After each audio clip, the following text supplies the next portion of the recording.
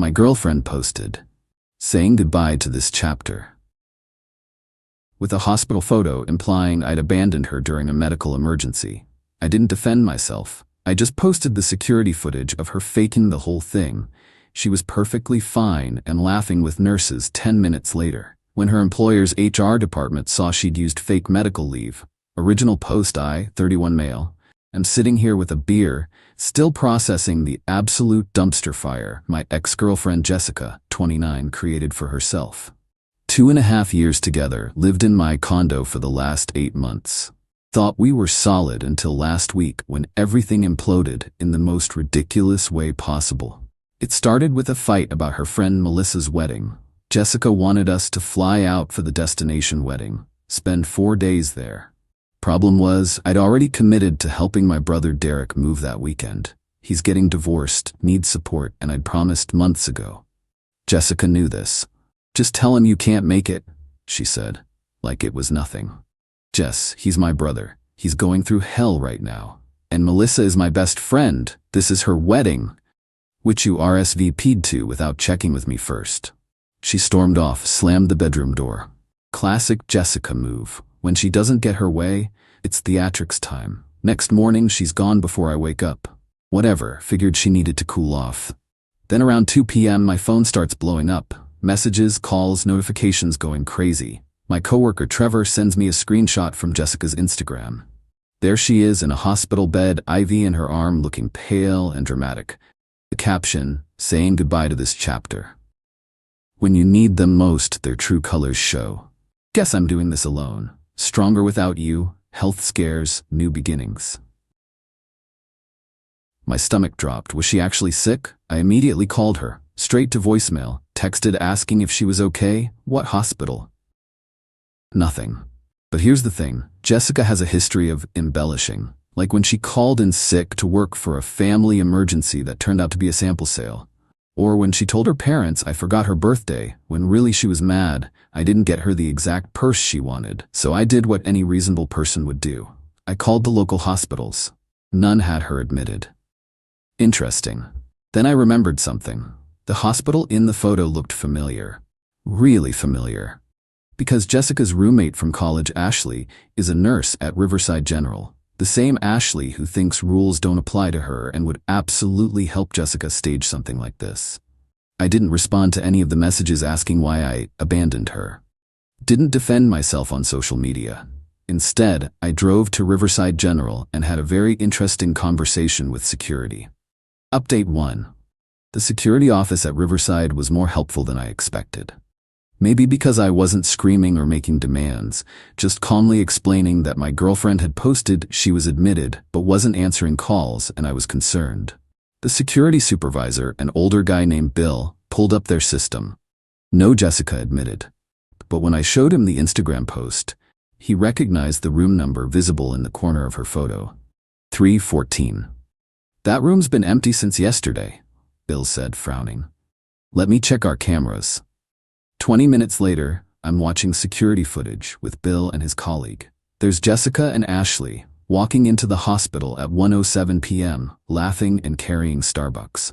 Ashley swipes them through to the nursing station. They disappear down the hall toward room 314. At 1:23 p.m., Jessica posts her dramatic photo. At 1:34 p.m., they're both on camera again at the nursing station, Jessica doing some kind of mock fashion show walk, while Ashley and 2 other nurses crack up laughing. Jessica's perfectly fine, bouncing around, no trace of whatever medical emergency she was implying. At 1:41 p.m., they leave together, Jessica practically skipping to the elevator. Bill burned me a copy of the footage onto a USB drive. This is something else, he muttered. Yeah, I agreed. It really is. Drove home thinking about what to do.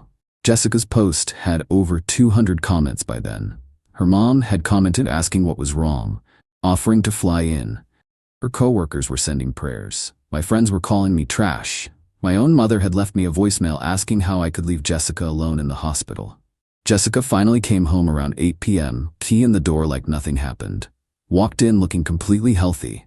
Stopped dead when she saw me on the couch.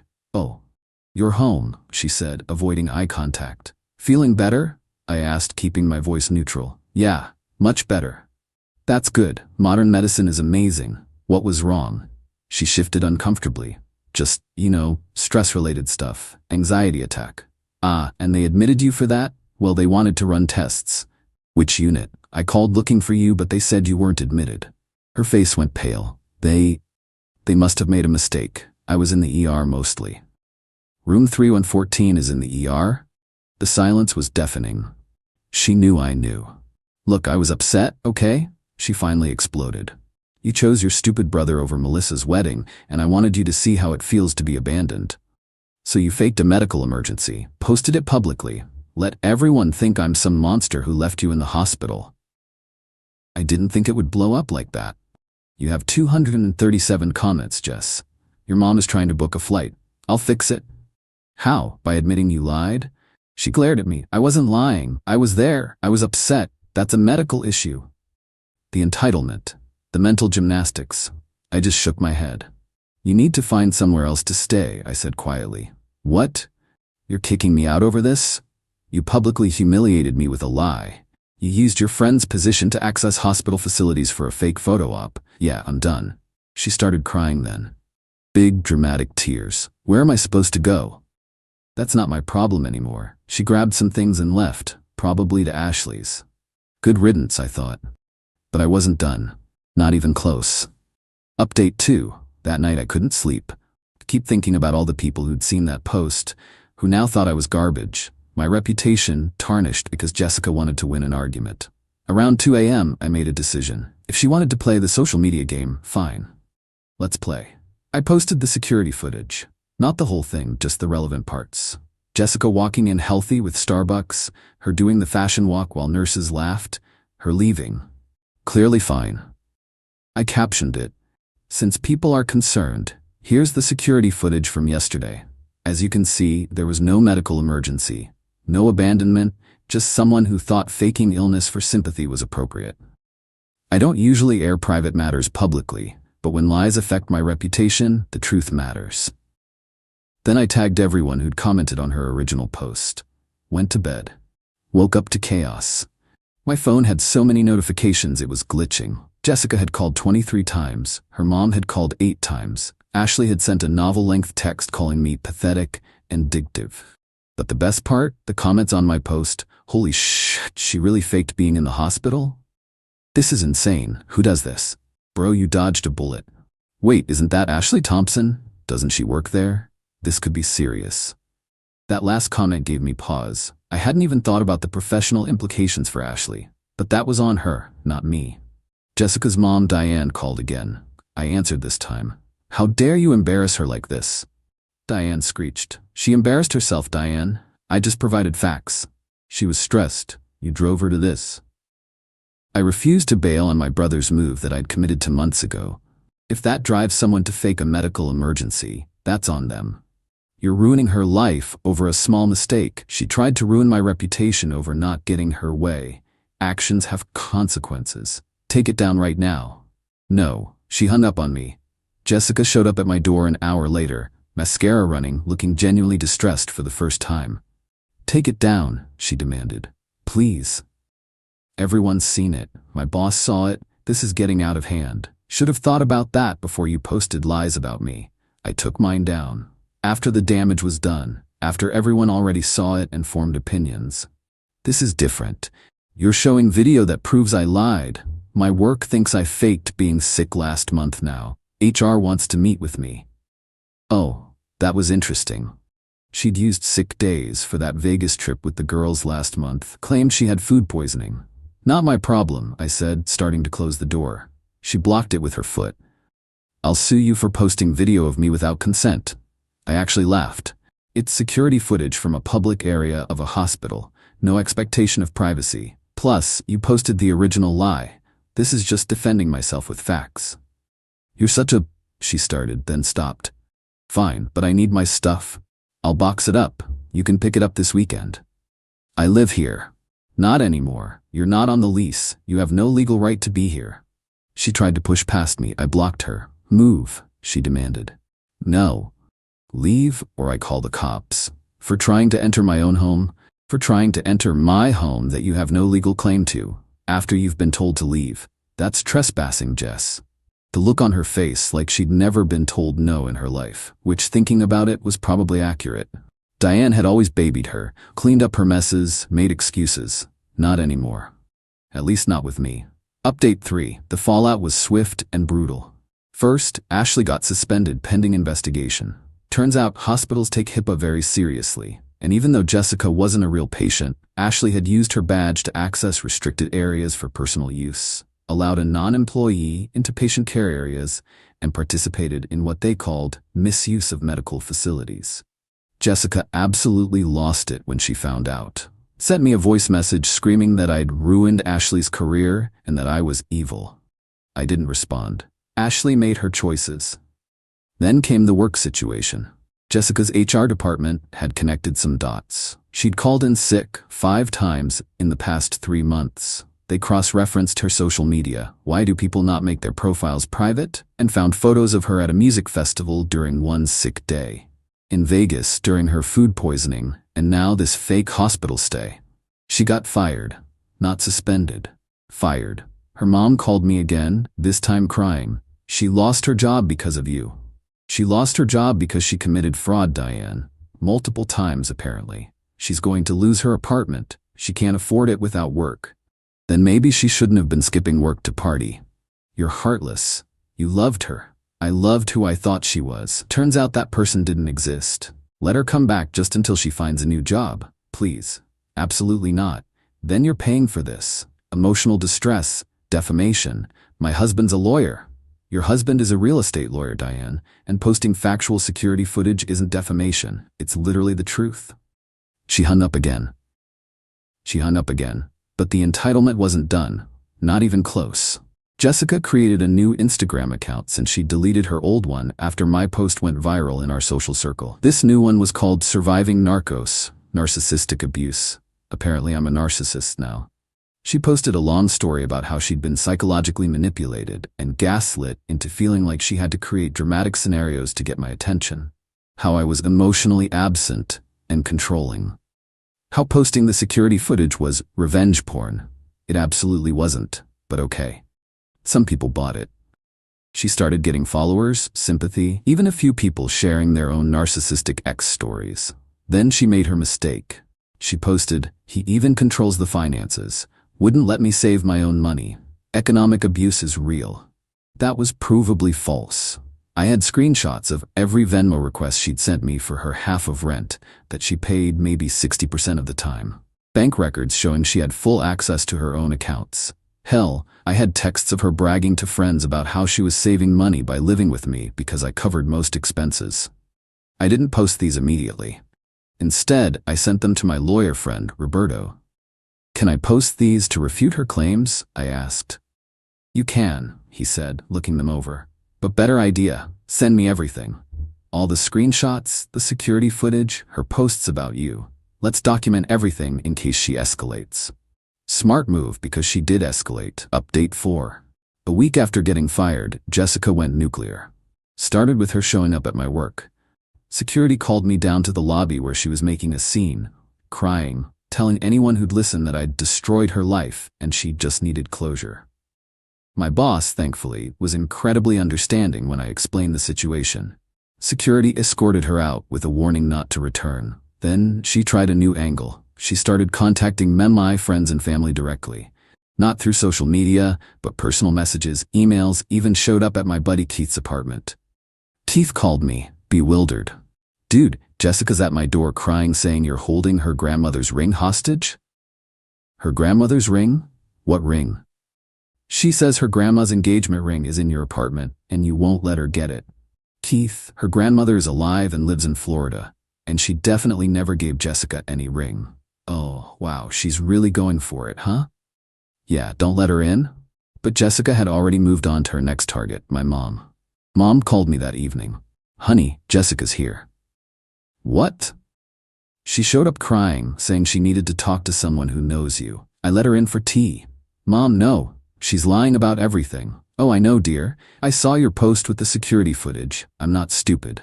"Then why did you let her in?" "To see what she'd say. It's been illuminating." Turns out Mom had been recording the whole conversation. Mom's sneaky like that. Jessica had spun an elaborate tale about my anger issues. I don't have any. My drinking problem. I have maybe 2 beers a week. And how I'd isolated her from her support system. Her friends hung out at our place constantly. When Mom calmly presented facts that contradicted each claim, Jessica got increasingly agitated, eventually screaming that my whole family was toxic enablers. Mom calmly asked her to leave. Jessica refused. Mom had to call the police, 2 cops showing up at my mother's house because of my ex-girlfriend. I was mortified. Mom, however, was weirdly proud of how she handled it. I got it all on video, she said cheerfully. Very clear evidence of harassment. Between the work incident and the situation at Mom's house, Roberto said we had enough for a restraining order. We filed the next day. Jessica was served at Ashley's apartment, where she'd been staying. According to Ashley's roommate, who reached out to me later, Jessica had a complete meltdown, screaming about injustice and how I was trying to silence her truth. But here's where it gets really incredible. Jessica decided the restraining order was just paper. She created fake social media accounts to keep tabs on me. She had Diane call me from different numbers. She even had some guy I'd never met message me on LinkedIn saying he was a mediator who wanted to help us resolve our conflict. Each violation was documented. Roberto was building quite the file. Then came the coup de grace. Final update. 3 weeks after the hospital incident, I get a call from an unknown number. Usually wouldn't answer, but something told me to pick up. Is this Daniel? A woman's voice, professional sounding. Yes, who's this? This is Margaret from Riverside General's Administration. We're investigating an incident involving unauthorized access to our facilities. We understand you have security footage? Interesting. I do. We'd like to review it as part of our investigation. Would you be willing to share it? Absolutely. Sent them the footage. 2 days later, they called back. Turns out this wasn't Ashley's first violation.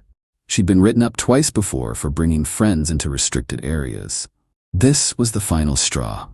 Ashley was terminated, and because she'd used her access for fraudulent purposes, she was reported to the state nursing board. Jessica, apparently, didn't take this well. She showed up at my condo building at 3 a.m., drunk, screaming up at my window from the parking lot. You ruined everything. Ashley's life is destroyed. Are you happy now? Multiple neighbors called the cops. I just recorded from my window. The cops arrested her for violating the restraining order and public intoxication. At her hearing, the judge was not sympathetic, especially when presented with all the evidence of continued harassment despite the order. 30 days in jail. Diane actually had to pay her bail, and then Jessica had to serve the time anyway because bail was just for pretrial release. While she was in jail, the real consequences hit. Her lease required employment verification every year. Without a job and with an eviction from Ashley's place, she'd been staying there but not paying, and Ashley's roommates were done. She couldn't renew. Her credit was already shot from the legal fees and fines. The nursing board investigation of Ashley became a public record. Suddenly, everyone in their social circle knew exactly what had happened. The fake hospital visit, the abusive position, all of it. When Jessica got out, she had nothing. No job. Who's hiring someone with a fraud termination? No apartment, a criminal record, and a restraining order that meant she couldn't come within 500 feet of me, my home, or my workplace. Diane finally stopped calling after Roberto sent her a cease and desist letter. Last I heard from mutual friends, Jessica had to move back to her parents' house in their retirement community 3 hours away. At 29, she's living in her childhood bedroom, working part-time at a craft store, and blocked from most social media platforms for ban evasion. Ashley lost her nursing license. She's apparently working at a call center now, telling anyone who'll listen that I ruined her life for helping a friend in need. Me? I'm doing okay. Therapy helped process the whole mess. Amazing how much manipulation you don't see when you're in it. The gaslighting, the constant drama, the way she'd twist reality to make herself the victim. My brother Derek, the one whose move started this whole thing, he's doing better too.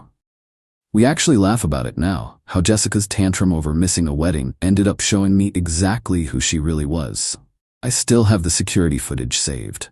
Roberto says keep it forever, just in case. Sometimes I watch it when I doubt myself, when I wonder if I overreacted. Then I see her laughing, dancing, perfectly healthy, while the internet attacked me for abandoning her. Nah, I didn't overreact. I just finally stood up for myself. The entitlement, though? That still amazes me. The fact that she thought she could publicly destroy my reputation with lies and face no consequences. That she could violate a restraining order because she was upset. That even now, according to the grapevine, she tells people she's the victim of a narcissistic smear campaign.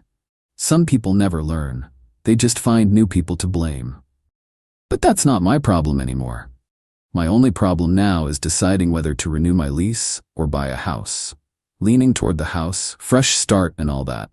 Funny how removing toxic people from your life suddenly makes everything clearer. Even furniture shopping is easier when you don't have someone demanding everything be Instagram-worthy or throwing fits when you won't buy a $3,000 couch you can't afford. Life's good. Drama-free. Exactly how it should be. Oh, and Melissa's wedding? The one that started all this, got canceled. Apparently, the groom had been cheating. Jessica missed that whole mess because she was in jail. Karma's real, folks. Sometimes it just takes its sweet time. My husband left the entire inheritance to our son, who kicked me out of the house. All I had left was an old garage, until I saw what was inside. I never imagined the worst day of my life would become the catalyst for my rebirth. But let me start where it truly began, in that cold conference room at the law office, where fluorescent lights buzzed overhead and the air conditioning made me pull my cardigan tighter. I was 52 years old, recently widowed, and about to discover just how little I apparently meant to the man I'd spent 3 decades beside. The attorney cleared his throat, adjusting his reading glasses. My son sat across from me, his leg bouncing impatiently, checking his phone every few seconds. He'd barely looked at me since the funeral 3 weeks ago. "To my beloved son," the attorney began, and I watched my boy's face light up with anticipation. "I leave the penthouse apartment at Riverside Towers, the investment portfolio, the vintage car collection, and all associated monetary accounts." My son's grin widened. 19 years old, fresh out of college with a business degree, and now suddenly wealthy beyond imagination. He didn't even try to hide his satisfaction. The attorney continued, "To my wife of 30 years, I leave the property located at 847 Industrial Boulevard, the detached garage structure and all contents therein." Silence crashed over the room like a wave. I blinked, certain I'd misheard. "I'm sorry, what?" "The garage on Industrial Boulevard. Your husband purchased it in 2011. "A garage?" The word felt foreign in my mouth. "That's all?" My son laughed, actually laughed. Not warmly, but something sharp and dismissive. Looks like Dad knew who the real winner was. I turned to stare at him, this stranger wearing my son's face. "Excuse me? Come on, you haven't worked in what, 15 years? You barely understand how to use your smartphone. Meanwhile, I'm building my future." Dad obviously saw which one of us could actually handle wealth. Each word was a calculated strike. "I gave up my career to raise you," I said quietly, hating how my voice trembled. "Yeah, well, maybe that's why you ended up with a garage." He stood, pocketing his papers. Dad was always practical. He gave valuable assets to someone who could appreciate them. No offense, but offense was precisely what he meant to give. I sat frozen, my hands clasped so tightly in my lap that my knuckles had gone white. How had we arrived here? I thought back to the computer science courses where I'd met my husband 33 years ago. We'd been lab partners, both fascinated by technology, spending late nights debugging code and dreaming about the future. He'd loved my analytical mind. "You see the invisible," he told me once. Then came marriage at 22, then pregnancy at 33, then the decision. His career was established, mine was climbing, and someone needed to be home. Just for a few years, we'd promised each other. But years stretched. School became middle school, became high school, and somehow my few years became 15. My programming skills grew rusty. The technology I'd once mastered evolved beyond recognition, and I found myself increasingly lost in conversations about frameworks that hadn't existed when I'd last worked. I became the woman who managed the household, who volunteered at school events, who supported her husband's long hours by ensuring he never worried about dinner or laundry. I became background music in my own life, and now, apparently, I'd become someone worth only a garage. "The keys indeed are in this envelope," the attorney said gently, sliding a manila packet toward me. My son was already at the door. "I'll need you out of the apartment by next week. I'm having it renovated. Fresh start, you know? Out, that's my home. Our home. It's my apartment now. Dad's will was clear." He turned, and the coldness in his eyes made me flinch. "Look, I'll give you 2 weeks. That's generous. But I can't have you living there while contractors are working." I left that office in a daze, clutching my envelope. 2 weeks to pack up 30 years of marriage. 2 weeks to figure out where to go, what to do, how to survive. The garage. I didn't even know where Industrial Boulevard was. Pulling out my phone, I typed in the address. 23 minutes away, in an older industrial area near the waterfront. I'd never heard my husband mention it. 15 years he'd owned this property, and he'd never said a word. Inside the envelope was a single key, heavy and old-fashioned, attached to a simple ring. No note, no explanation, just a key to a building I'd never seen. As I pulled onto the street, heading toward Industrial Boulevard, I couldn't shake the feeling that I was driving away from one life and towards something else entirely. Something that would either break me completely or teach me who I'd been before I became someone easily dismissed and forgotten. The key was cold against my palm, and somewhere ahead, in a garage I'd inherited like a consolation prize, lay answers to questions I hadn't known to ask. The 2 weeks of grace my son had grudgingly offered evaporated in less than 48 hours. I'd returned from the law office to find him already measuring walls in what had been our master bedroom. He had blueprints spread across the bed where my husband and I had shared 30 years of nights. The casual violation of it made my stomach turn. "You're still here?" He didn't look up from his tablet. "I thought you'd want to get started packing. You said 2 weeks. I set my purse down on the dresser. It's been less than a day." "Yeah, about that." He finally glanced up without a flicker of remorse. "The designer I hired can start immediately, this weekend, but she needs the place empty, completely empty, so you need to expedite your timeline." "Expedite my timeline," I repeated slowly. "Where exactly do you expect me to go?" He shrugged. "I don't know. A hotel? That garage Dad left you? You'll figure something out. You managed to figure out how to be a housewife for 15 years, so this should be easy." The cruelty was so casual it took my breath away. This was the child I'd rocked through nightmares, driven to soccer practice, helped with college applications. "I gave up my career for you," I said quietly. "You gave up because you couldn't hack it." He set the tablet down, giving me his full attention in a way that felt threatening. "Be honest. The tech world was moving too fast. You were falling behind even before you got pregnant. The whole sacrificing for family thing was just a convenient excuse." Each word was precisely calibrated to wound. And it worked. Because buried under the rage was a tiny, terrible voice that whispered, "What if he's right? Look at you," he continued. "You don't understand cryptocurrency, blockchain, or even how modern investment portfolios work. Dad tried explaining his projects for years, and you just smiled and nodded like he was speaking another language." I thought about those evenings when my husband would come home excited about some new development, and I'd listen while folding laundry. He'd use terms I didn't recognize, reference platforms I'd never heard of, and yes, I'd smiled and nodded because after managing a household all day, I didn't have energy to ask for translations. When had I stopped asking questions? When had I accepted my own irrelevance? "The garage is basically worthless," my son continued, pacing like a prosecutor. "You know what's in that neighborhood? Abandoned warehouses. Dad probably bought it as some weird nostalgia thing.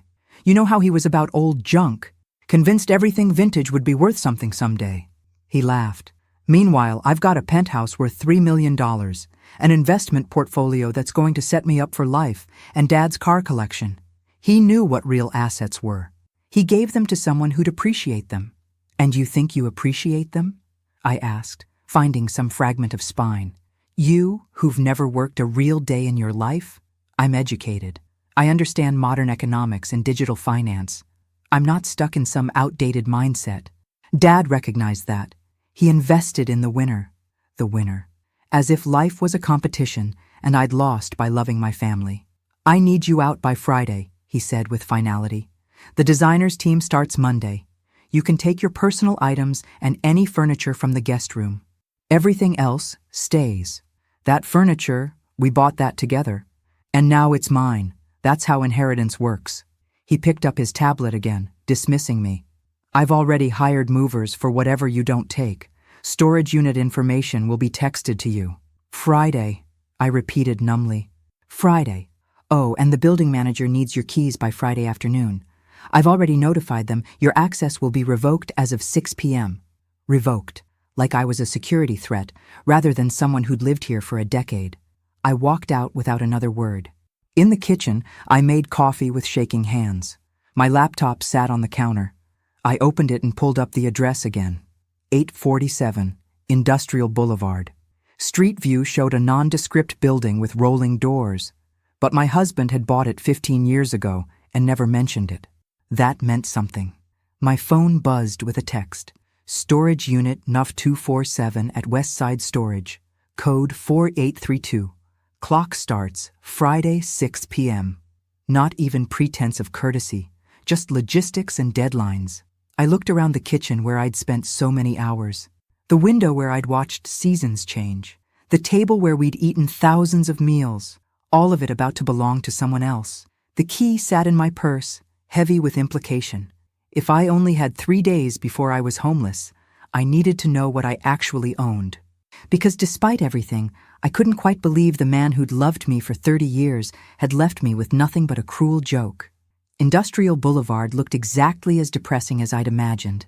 I pulled up to 847 just as afternoon shadows stretched across cracked pavement. A few buildings showed signs of life, but most wore the defeated look of places time had forgotten. My garage sat between a vacant lot and what appeared to be a closed auto body shop. Gray cinderblock walls, standard rolling door, one small dirty window. No signs except a faded 847 painted above the doorframe. This was my inheritance. I sat in my car for a long moment, key in hand. My phone showed 3:47 p.m. In 2 hours, my access to the apartment would be revoked. Everything I hadn't packed into my car would go into storage, where it would sit like evidence of a life that didn't matter anymore. The key was cold against my palm, heavy, old-fashioned in a way that seemed deliberately chosen. I got out. The air smelled like rain and rust and emptiness. The lock was newer than expected, good quality, recently installed. The key turned smoothly, well-oiled. The rolling door lifted with surprising ease. Inside was darkness and clean, circulated air. I found a switch. Fluorescent lights flickered to life, revealing a space that made no sense. The garage was empty. Completely empty except for a single wooden table in the exact center of the room, positioned with geometric precision. Not a workbench, not storage, just a simple table, about 3 feet square, standing alone in a space that could have held 2 cars. The floor was clean, not just swept, but actually clean, the concrete sealed and unblemished. The walls were painted neutral gray. In one corner sat a dehumidifier, plugged in and humming quietly. In another corner, I noticed what looked like air purifiers, also running. Someone had been maintaining this space. Someone had been protecting it from moisture, from deterioration, from time itself. And in the center of that pristine table sat a single metal box. I approached slowly, my footsteps echoing in the empty space. The box was industrial grade, the kind designed to withstand water, impact, maybe even fire. About the size of a large shoebox, made of brushed steel with reinforced corners.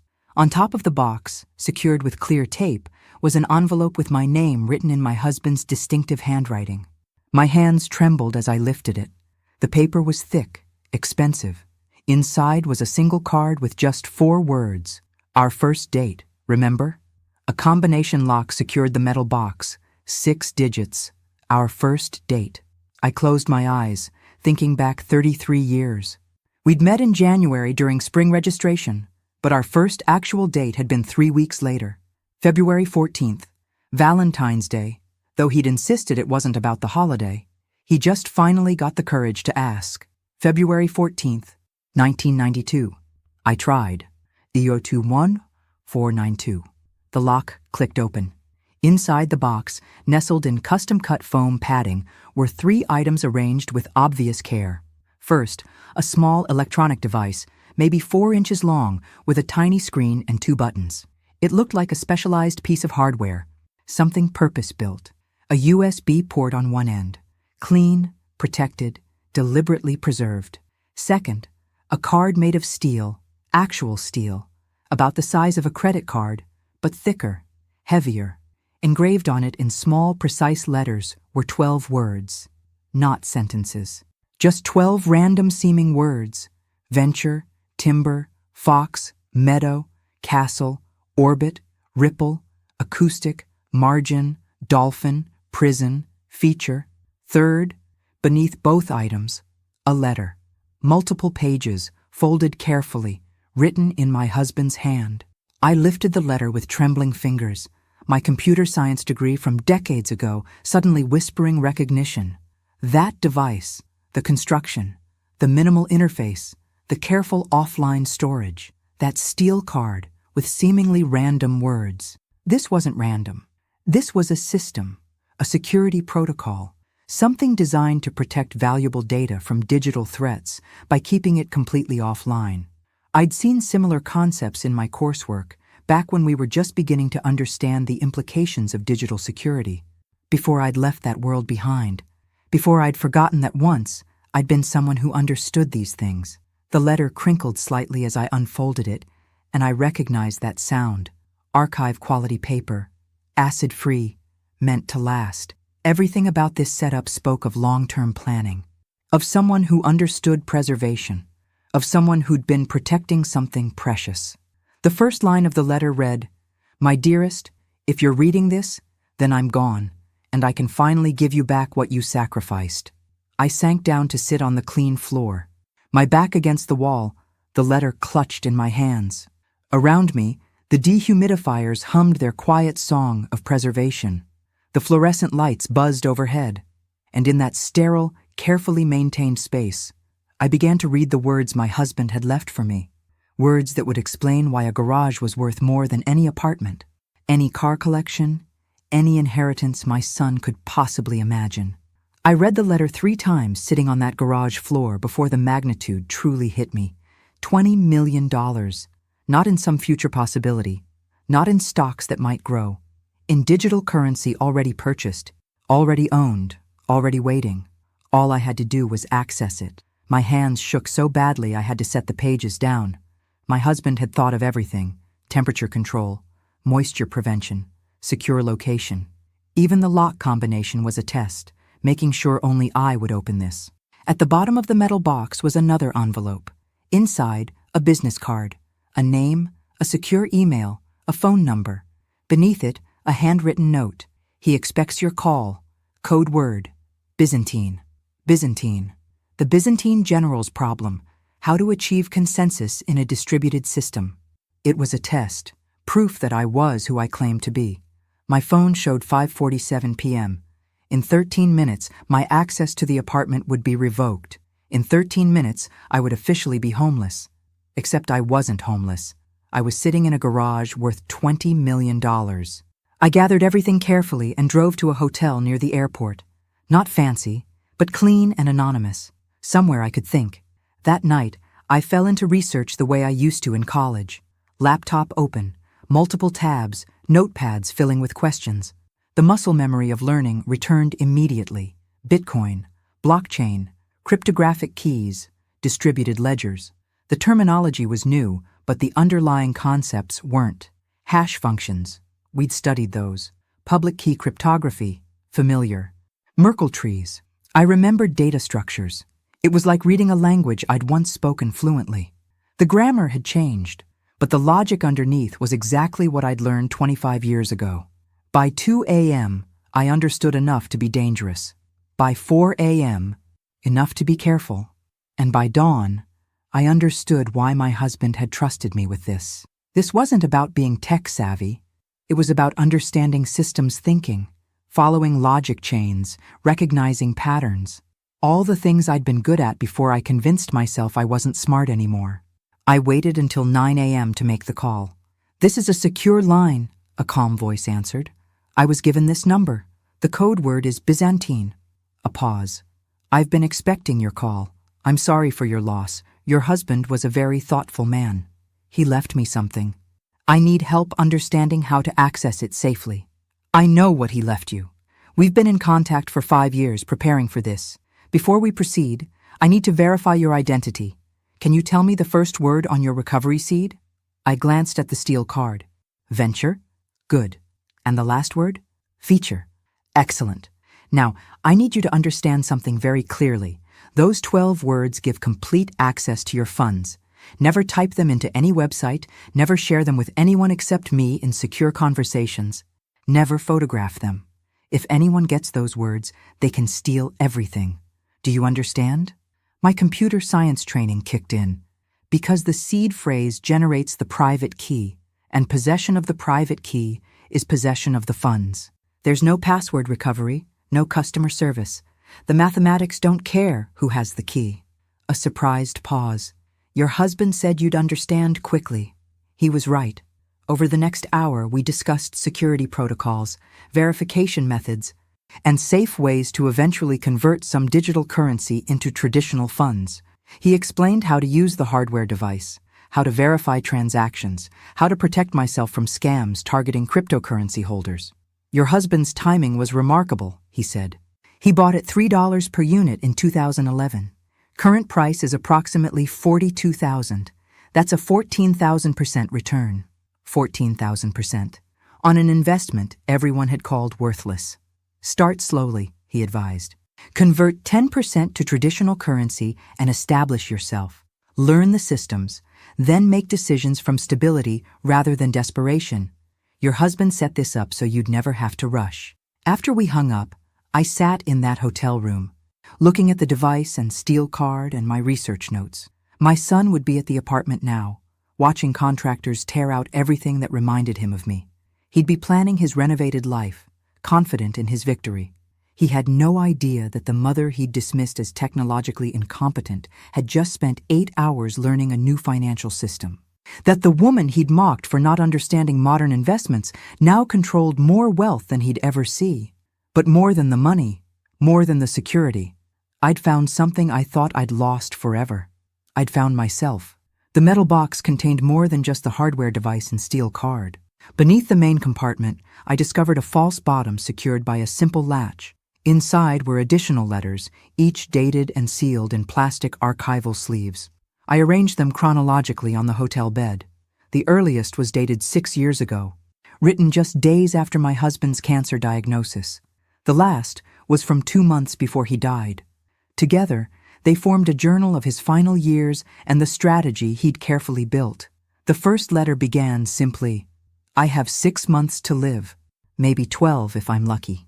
The question isn't how to say goodbye. It's how to make sure my death helps rather than harms the people I love." He wrote about watching our son through high school and college, observing the transformation from sweet child to entitled young man. He'd noticed the obsession with appearance over substance, the need to display wealth rather than build it, the way our son measured success in social media likes and followers rather than genuine achievement. He lives on social media but doesn't understand the technology that powers it, one letter read. He posts constantly, but couldn't explain an algorithm to save his life. He wants everything that looks valuable without understanding what creates value. Another entry, dated 3 years ago. I tried discussing Bitcoin with him today. Told him I'd made an early investment that had grown substantially. He immediately wanted to know how to cash out and flip it. No curiosity about the underlying technology, no patience for long-term thinking, just immediate gratification. It confirmed what I already suspected. He's not ready for real wealth. It would destroy him. My husband had known. All those years, he'd known exactly who our son was becoming, and it had broken his heart. But there were also letters about me, observations that made my throat tight. I watched her help him with calculus homework last night. She worked through problems faster than I could, explaining concepts with perfect clarity. Then at dinner, when I mentioned my work project, she got that distant look, the one that says, "This isn't for me anymore." How did I let her forget she's brilliant? From 4 years ago.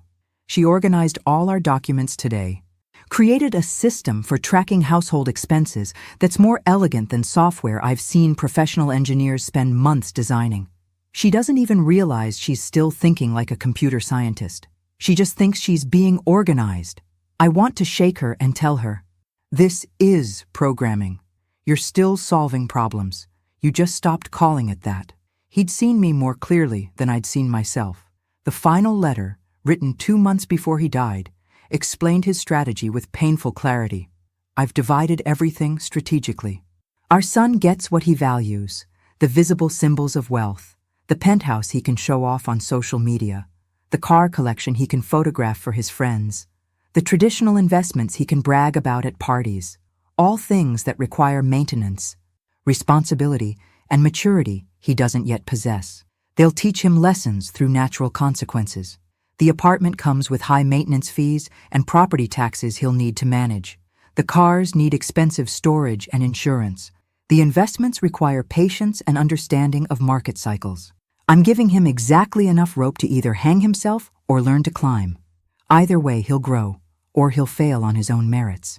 But you, my love, you get the invisible wealth, the patient investment everyone dismissed as worthless. The technology you're smart enough to understand if you just remember you're capable of understanding it. I'm not rescuing you from our son's cruelty. I'm giving you the tools to rescue yourself. The Bitcoin isn't a gift or charity. It's a reminder. You sacrificed your career, but you never lost your mind. You stepped away from technology, but the way you think, systematically, logically, seeing patterns where others see chaos, that never changed. This inheritance is a test of character for both of you. Our son will show whether he can handle visible wealth responsibly. You'll show whether you can reclaim the identity you set aside. I believe in you. I've always believed in you, even when you stopped believing in yourself. I set the letter down with trembling hands. Outside the hotel window, the sun was setting over the city. Somewhere across town, my son was celebrating his inheritance, confident that he'd won, that his father had recognized his superiority and worth. He had no idea that every single asset he'd received was actually a test, that the apartment came with responsibilities he'd never considered, that the investments would require patience he'd never developed, that his father had given him exactly what he needed, not comfort and validation, but challenge and consequence. And me? I'd been given something far more valuable than money. I'd been given permission to be myself again, proof that my husband had always seen past the housewife role to the woman underneath, recognition that intelligence doesn't expire just because you take time away. The hardware device sat on the bedside table, small and innocuous. Inside it, secured by mathematics and cryptography, was enough wealth to never worry about money again. But the real inheritance was simpler and more profound, the knowledge that I'd never stopped being brilliant. I'd just forgotten to look. 3 weeks after opening that garage, I stood in my new home in Playa del Carmen, watching sunset paint the ocean in shades of orange and gold. The house wasn't extravagant. 3 bedrooms, open floor plan, windows facing the water. But it was mine. Purchased outright with cash converted from a fraction of my Bitcoin. Following the specialist's advice, I'd converted exactly 10%, 50 units at $42,000 each. $2.1 million transferred into traditional banking with proper tax documentation. The remaining 450 Bitcoin stayed secured offline, protected by mathematics. The conversion process had been straightforward once I understood the mechanics. The specialist guided me through exchanges and transfer procedures. My computer science background made the technical aspects intuitive. I wasn't just learning cryptocurrency, I was remembering how to learn. That remembering changed everything. I'd enrolled in online courses on financial technology, blockchain architecture, and digital economics. Not because I needed to understand my inheritance better, but because I'd forgotten how much I loved learning, how satisfying it felt to encounter difficult concepts and achieve comprehension. The courses led to certifications. The certifications led to consulting opportunities. Within 2 months, I'd gone from dismissed housewife to advisor on cryptocurrency security for wealthy individuals. People paid me substantial fees to explain what my husband had left me, how to protect digital assets, verify transactions, avoid scams. The irony wasn't lost on me. My son had mocked me as technologically incompetent. Now I was teaching millionaires how to secure their digital wealth. I'd also established traditional investments, diversified portfolios, real estate generating rental income, bonds providing stable returns. Not because I needed money, but because I'd remembered I was good at systematic thinking, at analyzing risk and reward. My phone rang. My son's name appeared. He'd been calling regularly, though never to ask how I was. I answered on the third ring. "Where are you?" he demanded without greeting. "I went by the storage unit. Most of your stuff is still there. I took what I needed. The rest can stay. The 30-day deadline is coming up. If you don't claim it, it gets donated." "I know. That's fine." Silence. He hadn't expected that. "So where are you living?" "I'm settled. Don't worry about me." "I'm not worried. I just need to know for legal purposes. The estate lawyer needs a current address." I gave him the specialist's business address, a registered agent service that forwarded mail without revealing my location. No need to tell him I was living beachfront in Mexico. "Mexico?" His voice dripped with disdain. "What are you going to do there?" "Live, learn, work, all the things I stopped doing." "Work? Doing what? You haven't had a real job in 15 years. "I'm consulting on financial technology and digital asset security." He laughed. That same sharp, dismissive sound. "Right. Who's going to hire you for that?" "Several people already have, but I need to go." "Was there anything else?" "Yeah, actually. I'm having cash flow issues. The apartment maintenance fees are higher than expected. And the property taxes are your responsibility," I interrupted gently. "Your father left you substantial assets. Learning to manage them is part of growing up. I just need a short-term loan, $5,000. I'll pay you back." $5,000. Insignificant compared to my wealth, but giving it would teach exactly the wrong lesson. "No," I said. "No? Are you serious? I'm your son." "Which is precisely why I'm saying no. Your father gave you everything you need to succeed. What you do with it is up to you.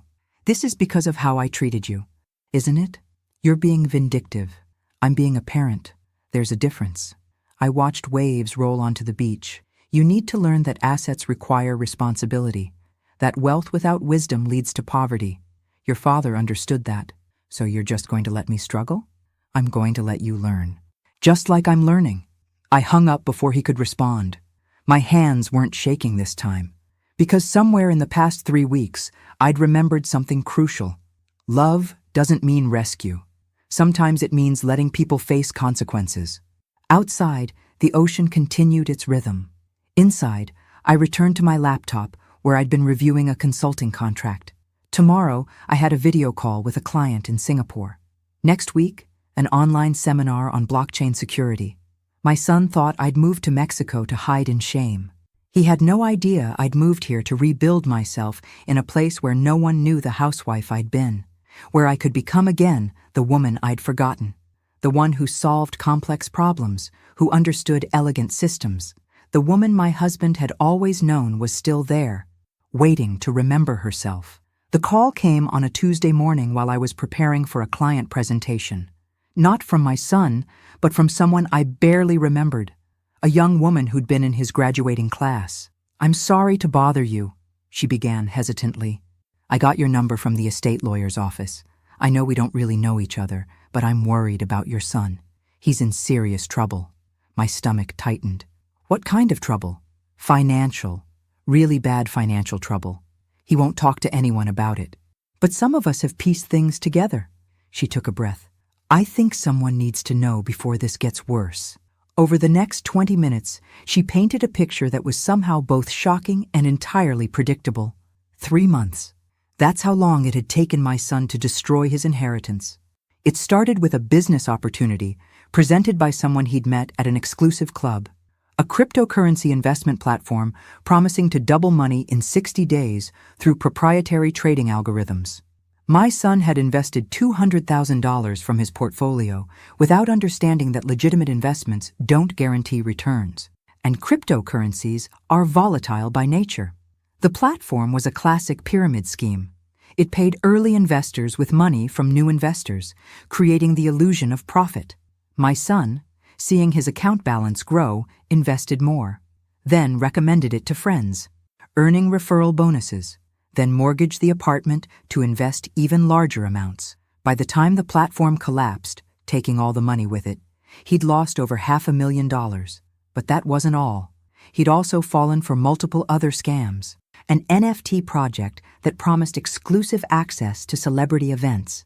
The celebrities didn't exist. A decentralized finance platform that was actually just stealing login credentials.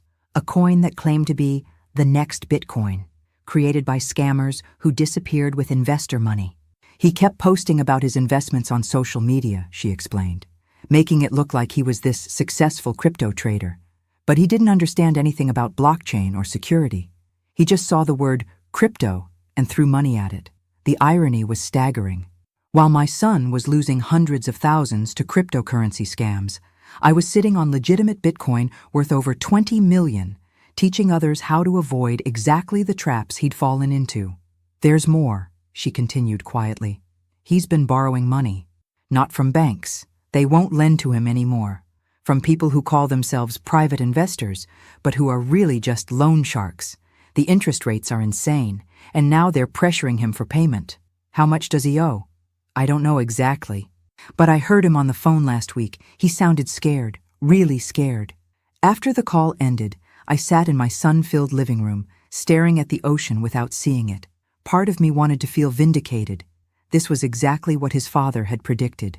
The visible wealth given to someone without wisdom had evaporated like morning mist. But another part of me just felt sad. Sad that my son had learned nothing from watching his father's careful, patient approach to investing. Sad that he'd valued appearance over substance so much that he'd literally mortgaged his future for social media clout. Most of all, sad that the boy who'd once been sweet and curious had become a man who couldn't distinguish between legitimate opportunity and obvious fraud. My phone buzzed with a text from him. "We need to talk. It's urgent." I stared at the message for a long time. This was the moment his father had anticipated, the moment when consequence met reality, the test of whether my son could grow from failure or would simply look for someone else to blame. And it was also my moment of decision. I had the resources to rescue him completely. $2.1 million in liquid assets, over 18 million in Bitcoin that could be converted. I could pay off every debt, clear every obligation, restore him to financial stability. But would that help him? Or would it simply teach him that reckless decisions have no real consequences? That there would always be someone to save him from himself?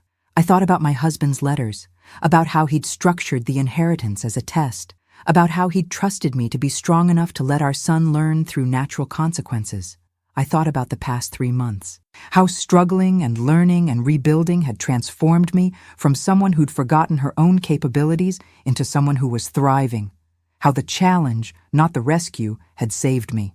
My son hadn't asked for help when he'd kicked me out, hadn't shown mercy when I'd had nowhere to go, hadn't demonstrated even basic human kindness when I'd been at my lowest. But more importantly, rescuing him now would rob him of the only teacher powerful enough to change him, reality itself. I typed my response. "I'm available to talk on Friday at 2 p.m., video call." Then I returned to preparing my presentation on cryptocurrency security, where I'd be teaching people how to avoid exactly the mistakes my son had made. Friday at 2 p.m., my son's face appeared on my laptop screen. He looked terrible. Dark circles under his eyes, hair uncombed, wrinkled shirt. The confident young man from the law office had been replaced by someone genuinely frightened. "Thanks for taking my call," he said, humility startling in his voice. "Of course. You said it was urgent." He took a breath. "I'm in trouble. Serious financial trouble. I made bad investments, and now I owe money to people who aren't patient about collecting." I heard. Someone reached out with concerns. His expression tightened. "People are talking about it? People are worried. There's a difference." He nodded, then steeled himself. "I need help. I need money to clear my debts and start over. I know I treated you badly. I know I don't deserve to ask. But you're my mother, and I don't know where else to turn." There it was, the moment his father had predicted. I looked at my son through the screen, This 19-year-old who'd thought he understood the world, who'd dismissed me as irrelevant, who'd kicked me out without mercy. "How much do you need?" I asked calmly. Hope flared in his eyes. 600,000 would cover everything, the loans, the mortgage, the penalties. $600,000. I had that multiple times over. I could write that check without affecting my security at all. "I can't give you that money," I said gently but firmly. The hope died immediately. Can't or won't. Won't. Not because I don't have it. Not because I don't care. But because giving it to you would be the worst thing I could do. The worst thing? His voice rose. "Do you understand what will happen if I don't pay these people? Then you need to contact law enforcement. If you're being threatened, that's a criminal matter. And tell them what? That I willingly borrowed from loan sharks? That'll go great. You made choices. Adult choices. Now you're facing adult consequences. I can't protect you from that. I'm your son, which is exactly why I'm saying no." I kept my voice calm. Your father spent decades building his expertise, decades of study, discipline, learning from mistakes. He didn't become successful through shortcuts or schemes. He earned it through patient, careful work. I leaned forward. "You're 19 years old. You've barely started your adult life, and you expect everything immediately. You thought you could outsmart the market, beat the system, find easy money. Now you want me to rescue you so you never have to feel the full weight of those choices. So you're just going to let me fail? Lose everything? I'm going to let you learn. There's a profound difference." I paused. "I forgive you for how you treated me. I forgive the cruelty, the dismissal, the contempt. But forgiveness doesn't mean I rescue you from consequences. Real love sometimes means standing back and letting someone experience the results of their decisions." His face hardened. "This is revenge. If I wanted revenge, I'd do nothing and say nothing. Instead, I'm telling you clearly, you have to fix this yourself. You have to negotiate with creditors. You might lose the apartment. That's a consequence. You might have to declare bankruptcy. That's also a consequence. You might have to start over with nothing. And that might be exactly what you need. How is losing everything what I need? Because right now, you're a long way from being even 1% of what your father was. He understood patience, discipline, genuine knowledge. You understand shortcuts and appearances. Until you close that gap through real effort, no amount of money I give you will help. You'll just lose it again." Tears formed in his eyes. "So that's it? Your own son is in danger and you're going to lecture me? I'm going to trust that you're capable of more than you've shown. I'm going to believe that hitting bottom might finally teach you lessons that comfort never could." I softened my voice. "You're smart. You're young. You can recover from this, but only if you do the work yourself. And if I can't? If these people hurt me? Then you go to the police. You ask for help from proper authorities. You declare bankruptcy and accept legal protections. What you don't do is expect your mother to hand you $600,000 so you can avoid learning anything." He stared at me, and I could see the war behind his eyes. Desperate hope, growing realization, anger, and underneath, maybe the faintest recognition that I might be right. "I can't believe you're doing this," he said finally. "I know, but someday, maybe you'll understand that this is the most loving thing I can do. Your father knew it 6 years ago. I'm learning it now." The call ended shortly after. No dramatic goodbye, just a quiet disconnect as my son processed a reality he'd never expected. I closed my laptop and sat in silence, looking out at the ocean. My hands were steady. My conscience was clear. And somewhere, I hoped, my husband was proud of both of us. The son facing necessary consequences, and the mother finally strong enough to allow it. 3 days after our video call, my son sent a long text message. Angry, desperate, full of accusations. I read it carefully, then crafted my response with precision. "I understand you're angry. I understand you feel abandoned. But I need to be very clear about what happens from here. There will be no financial rescue. Not now, not if things get worse, not ever regarding these debts. This is your situation to resolve." I continued. "You have options. Negotiate with creditors. Many will accept payment plans. Consult a bankruptcy attorney. There are legal protections for situations like this. Contact authorities if threatened with violence. These are adult solutions to adult problems." My phone rang immediately. I let it go to voicemail. He called again. The third time I answered. Did you read what I sent? His voice was strained. These people won't accept payment plans. Then you need legal help, not my money. A bankruptcy attorney can help you understand your options and protections under the law. Bankruptcy? Do you know what that will do to my credit? My future? Yes. It will damage your credit for years, make borrowing difficult, close certain doors. I paused. It will also teach you that financial decisions have real consequences, that debt isn't abstract, that shortcuts have costs. You want me to suffer. I want you to learn. Suffering is sometimes how learning happens. I kept my voice even. Your father gave you exactly enough rope to either hang yourself or learn to climb. Right now, you're choosing to hang yourself, but you could still choose to climb. How am I supposed to climb out of 600,000 in debt? The same way millions rebuild after financial disasters. You start over. You get a regular job, not prestigious, not impressive, but one that pays. You live modestly. You work through bankruptcy proceedings. You learn that wealth isn't given, it's built slowly. A regular job, like working retail, food service? If that's what's available, yes. Your father started as a junior programmer making barely above minimum wage. He worked his way up through decades of dedication. You want to skip those steps and jump straight to success. Life doesn't work that way. So, while you're living in Mexico, I'm supposed to work minimum wage? The bitterness was thick, but I caught something else underneath. The first hint he was beginning to understand the magnitude of his situation. I'm not living at your expense. I'm living the life your father's planning made possible.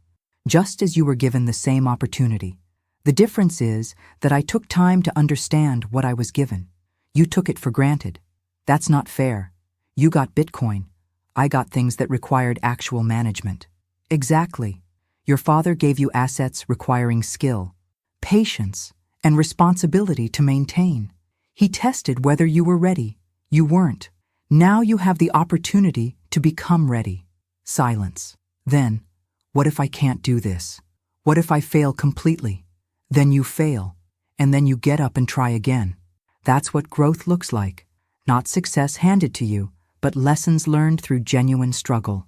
You really aren't going to help me at all? I'm helping you right now by refusing to rescue you. I'm helping by being honest about what you need to do. I'm helping by believing you're capable of more than you've shown. I took a breath. But I will not give you money. I will not interfere with natural consequences. I will not rob you of the opportunity to build real character by making things easy. This isn't help. This is abandonment. No. Abandonment would be disappearing and never speaking to you again. This is love.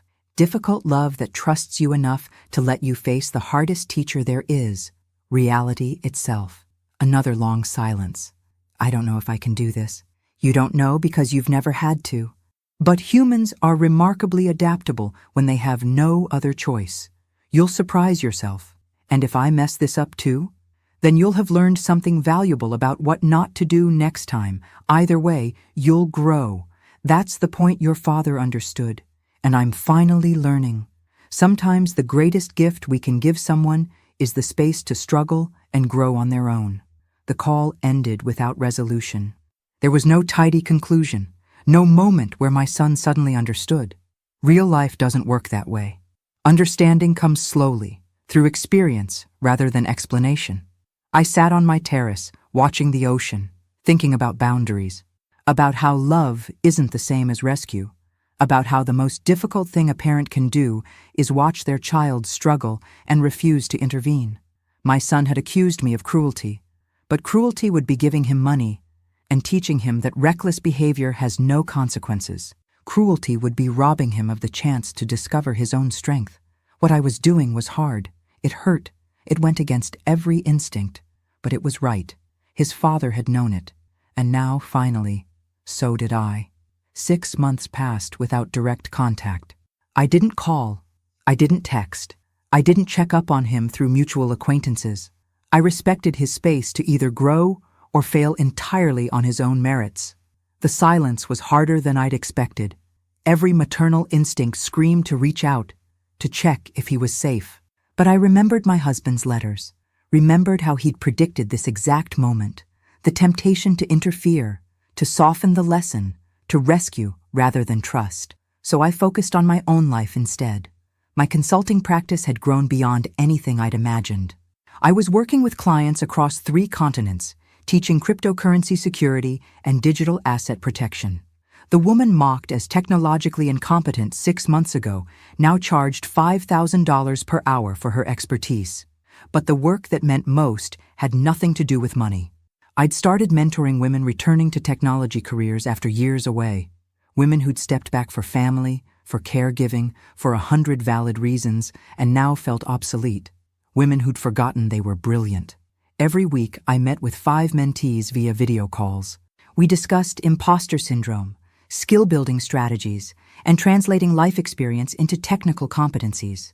I taught them what I'd relearned, that logic doesn't expire, that problem-solving abilities don't vanish, that stepping away isn't giving up. Watching these women rediscover their confidence reminded me of my own journey.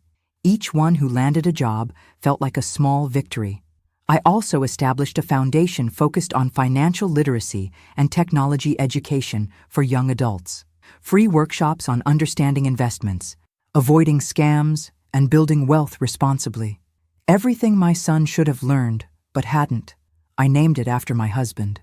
His legacy wouldn't just be the fortune he'd left me, but the knowledge he'd valued, shared freely with people who needed it. I didn't invite my son to be involved. This wasn't punishment.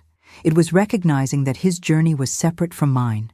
If he wanted to participate someday, after he'd grown, the door would be open.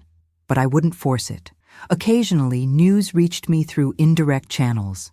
The young woman who'd first called continued to update me, though I never asked. My son had lost the apartment. The bank had foreclosed after he'd missed mortgage payments. He'd declared bankruptcy, as I'd suggested.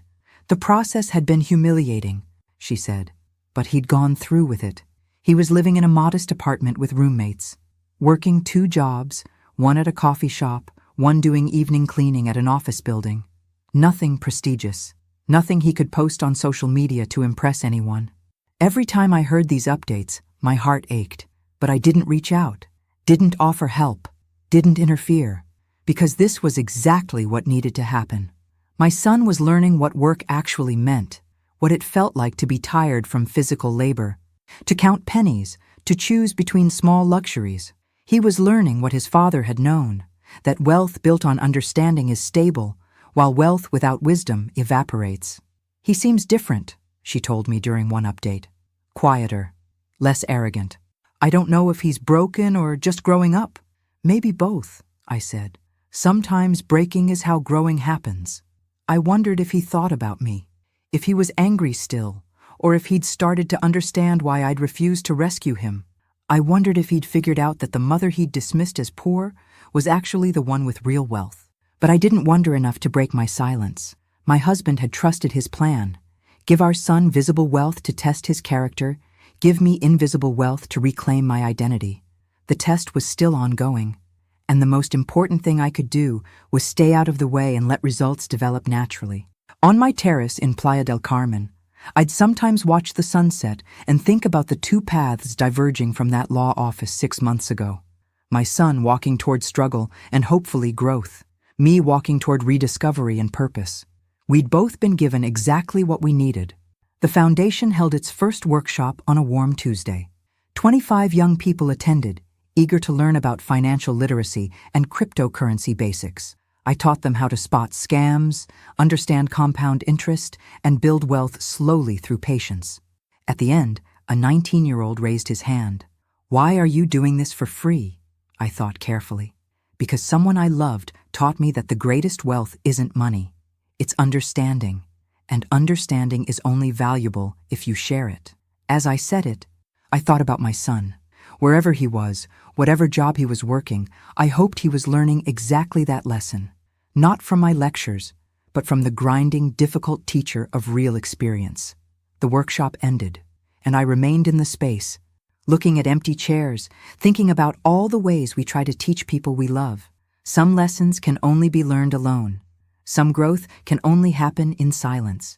Some love looks like absence, because presence would prevent the very transformation we're hoping for. 6 months of silence. It felt like forever. It felt like just the beginning. 3 years later, at 55, I stood in that same garage on Industrial Boulevard where everything had changed. I'd kept the property, though I'd never stored anything here again. It had become a memorial, a reminder, a place to return when I needed to remember who I'd been and who I'd become.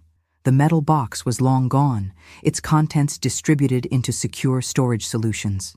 The hardware wallet that had held $20 million in Bitcoin was now just one of many tools I used. The cryptocurrency markets had been volatile, but patience, that lesson my husband had understood, had served me perfectly. But I wasn't here to think about money. I was here to think about wisdom. My husband had seen something 3 years ago that I'd only begun to understand. The garage wasn't really about Bitcoin or hidden wealth. It was a message. You were always capable. You were always brilliant. Now remember, the inheritance wasn't $20 million. It was permission to be myself again. Proof that stepping away from a career didn't erase intelligence. That raising a child didn't diminish capability. That years away from technology didn't delete the fundamental way I thought. He'd given me back my identity. And our son? I still didn't know if he'd learned what he needed to learn. I'd heard through occasional updates that he'd finished bankruptcy proceedings, that he'd kept working 2 jobs for over a year before finding entry-level work at a tech company, in customer service, helping people understand basic technical concepts. The pay was modest, the work unglamorous, but it was legitimate, honest employment, requiring consistency and patience. Whether he'd grown into wisdom or simply learned to survive, I couldn't say. We'd exchanged exactly 3 emails in 3 years, awkward messages that acknowledged we were both alive, but didn't bridge the distance. Maybe someday he'd understand what his father had done.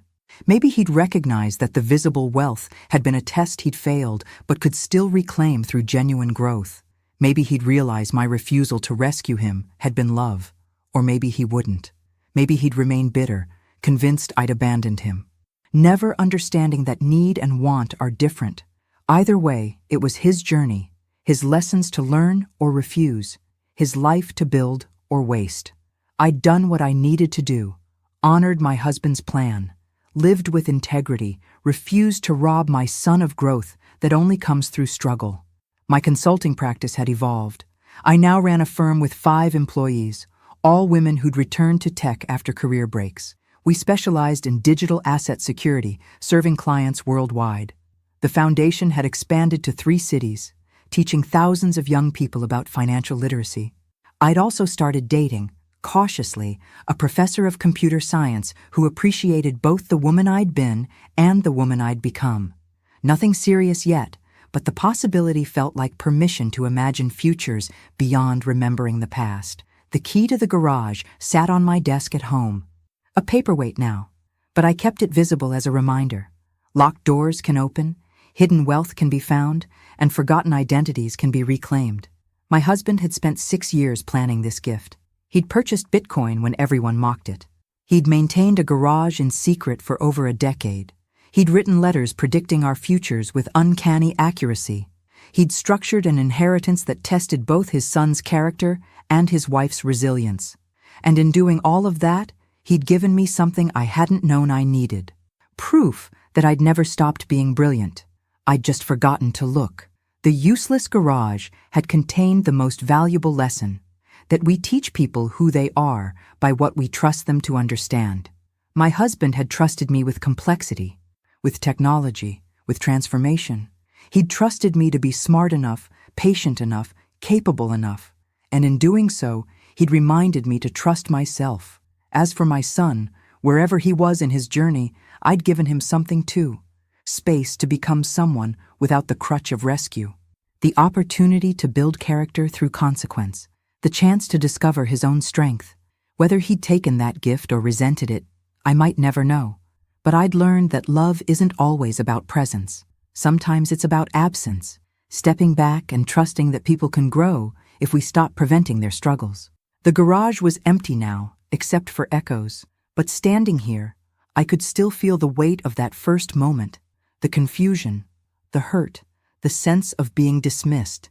I'd thought the garage was evidence of my insignificance. Instead, it had been proof of my value all along. I locked the door one final time and walked to my car. Behind me, the building sat quiet and unremarkable. Just another structure holding no secrets, containing no fortune. But it had held something more important than Bitcoin or money or digital wealth. It had held the truth about who I'd always been, carefully preserved by a man who'd loved me enough to make me remember. And that truth had set me free. My girlfriend texted, "I totaled your car and blamed you for the accident. Insurance is paying me $30,000. I responded, "Glad you're okay." Then I submitted the dashcam footage showing she was street racing while drunk. When the insurance company sued her for fraud and the police added a DUI charge.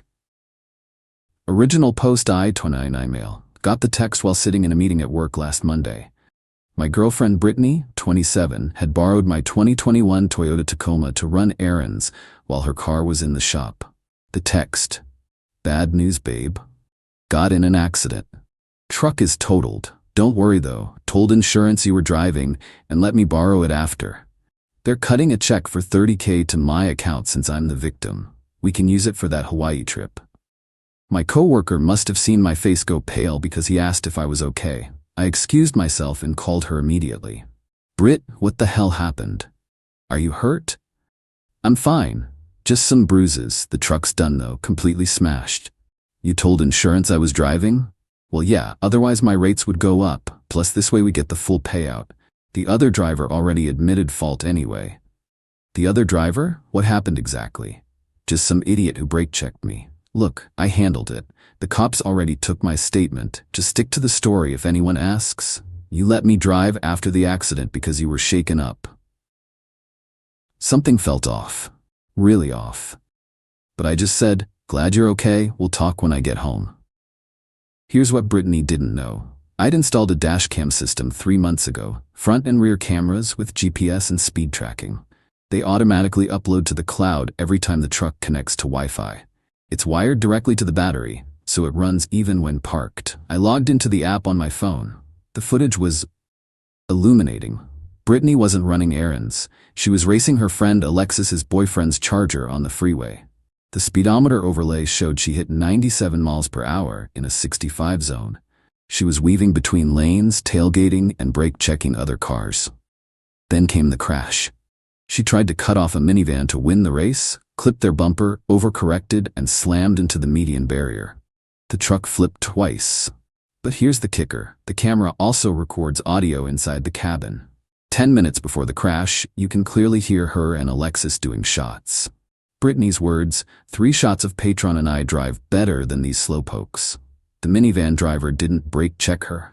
The minivan driver was a 68-year-old woman who Brittany nearly killed. I downloaded everything, saved it to 3 different drives, then texted back, "Glad you're okay." Update 1. 3 days later, Brittany came home that evening acting like she'd won the lottery. Insurance adjuster already called. They're fast-tracking the claim. Should have the money by Friday. I'm thinking Maui? Or maybe Cabo. I kept my face neutral. "That's great, babe. Hey, did you get checked at the hospital? That sounded like a bad crash."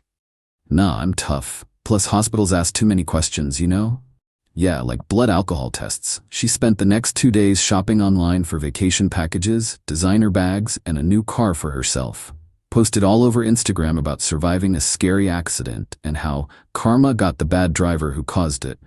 Her friends were commenting hearts and support. Alexis posted, "My bestie is a warrior." Meanwhile, I did my homework. Found out the elderly woman driving the minivan was hospitalized with a concussion and whiplash. She was being blamed for the accident based on Brittany's statement. Her insurance was denying her claim because Brittany said she was driving aggressively. Brittany's back would have been approximately 0.12 based on her weight and the timeline. Thursday morning, I made my move. First, I called my insurance company and asked to speak to a supervisor. Explained I had dashcam footage that contradicted the claim filed. They transferred me to their fraud department. The investigator, Mr. Thompson, was very interested. "Sir, you're saying the claimant filed a fraudulent report?" "I'm saying I have HD video with audio that shows exactly what happened, including the drinking and the street racing." and her admitting via text that she lied about who was driving. Can you send us that footage immediately? Already uploading it to your secure server. And you have the original files? Multiple copies, with metadata intact. He paused. Mr. Morrison, I need to inform you that insurance fraud is a felony. This will trigger a criminal investigation. I understand. And you're willing to testify that Ms. Rodriguez wasn't authorized to file this claim on your behalf? She was authorized to borrow my truck. She wasn't authorized to commit fraud. Next, I called the police department. Got transferred to the traffic division, then to a detective when I mentioned the DUI aspect. Detective Ramirez was equally interested. You have footage of her consuming alcohol before driving? 3 shots of Patron, her words, then street racing at 97 miles per hour, then causing a crash that hospitalized an innocent woman. We'll need that footage. I'll bring the original files to the station this afternoon. Finally, I contacted the elderly woman's insurance company. They were preparing to drop her coverage due to the at-fault accident. I gave them the investigator's badge number and case information. That evening, Brittany was glowing. Check cleared, $30,000. I already put a deposit on the Hawaii resort. 5-star, baby. That's great, I said. Hey, I need to run to the store. Want anything? Champagne, the good stuff. We're celebrating. I drove to my buddy Derek's apartment instead. I'd already moved my important stuff there that afternoon. The apartment was mostly Brittany's crap anyway. Her furniture, her decorations, her mess. I wasn't running. I just didn't want to be there when the police showed up. Update 2, the next day. The knock came at 7 a.m. according to my security camera notification. Yeah, I have a Ring doorbell. Brittany didn't know the password. 2 detectives and 3 uniformed officers. Brittany answered in her pajamas, clearly hungover from her celebration. The audio is muffled, but you can see her gesturing wildly, then trying to close the door. One detective holds up papers, a warrant. They walk in. 5 minutes later, she's in handcuffs being led to a squad car. My phone exploded with calls and texts. I didn't answer, but I did listen to the voicemails.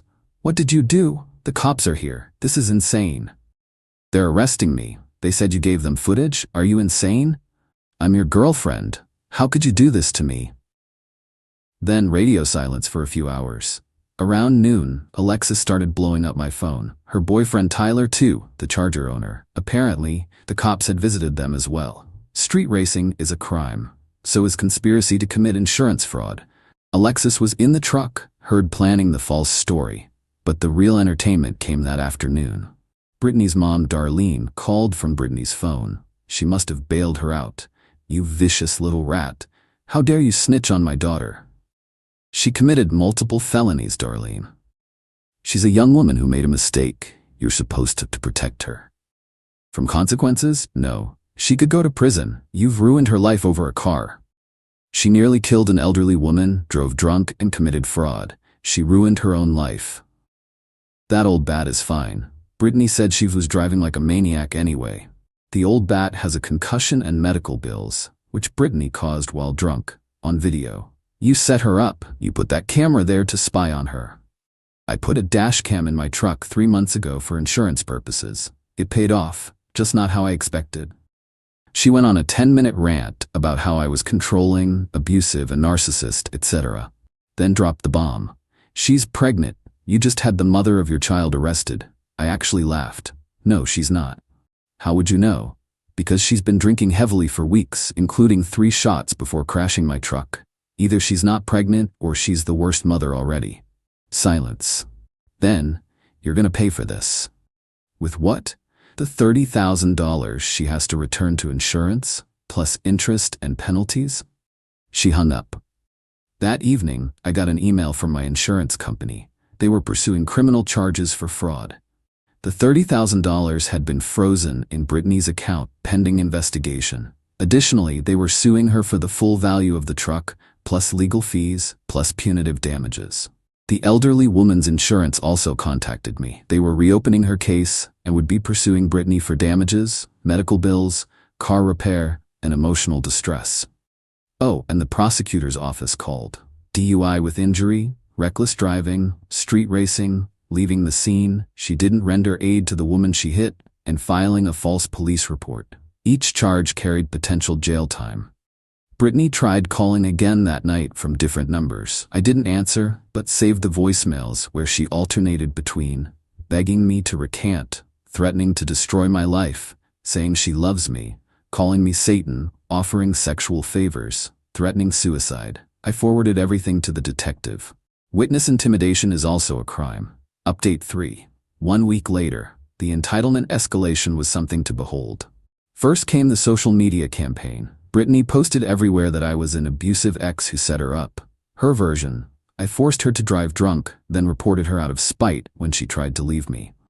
Problem is, the dashcam footage also shows her leaving the apartment that morning, happy as can be, keys in hand, me nowhere in sight. And her own Instagram stories from that day show her and Alexis at brunch, doing mimosas, an hour before the crash. Yeah, she basically documented her own DUI. Then came the flying monkeys. Her friends started harassing me online and via text. My favorite was from her cousin. Real men don't snitch on their women. You're a beta male who couldn't handle a strong, independent woman. My response: strong, independent women don't need to commit fraud and blame others for their crimes. But Brittany wasn't done. She tried to file a restraining order against me, claimed I was harassing her by weaponizing the legal system. The judge's response, according to my lawyer: ma'am, you committed crimes. Him reporting those crimes is not harassment. Petition denied. She then tried to break into my apartment. Still had a key, but I'd changed the locks. The Ring doorbell caught her trying to use a credit card to jimmy the door at 2 a.m., then kicking it repeatedly while screaming about her stuff. I called the cops. She was arrested again. Violation of bail conditions. Back in jail, she called her mom to bail her out again. But here's the thing about bail. It gets higher with each violation. First bail was $5,000. Second was $25,000. Darlene didn't have it. So Brittany sat in jail for 3 days until her dad, Robert, flew in from out of state. I'd actually always liked Robert, sensible guy who knew his daughter was spoiled. He called me. Tom, I'm not here to argue or threaten, just want to understand what happened. I sent him the footage. All of it. He called back an hour later. Jesus Christ, she could have killed someone. She almost did. I've been enabling her for too long. Darlene too, always bailing her out. Not your fault, Robert. It partially is. I'm bailing her out one last time, but only so she can get her affairs in order. She's on her own for lawyers. Meanwhile, the civil suits were piling up. Insurance company, $85,000. Truck value, investigation costs, legal fees, punitive damages. Elderly woman, $45,000. Medical bills, car damage, pain and suffering. My suit, $15,000. Deductibles, increased premiums. Lost wages from dealing with this. Brittany's response? She tried to countersuit me for emotional distress and defamation. Her public defender, she couldn't afford a real lawyer, basically told her to drop it. You can't sue someone for defamation when you're on video committing the acts you claim are defamatory. Update 4. The legal reckoning. The criminal trial was set for 6 weeks out, but the evidence was so overwhelming that the prosecutor offered a plea deal.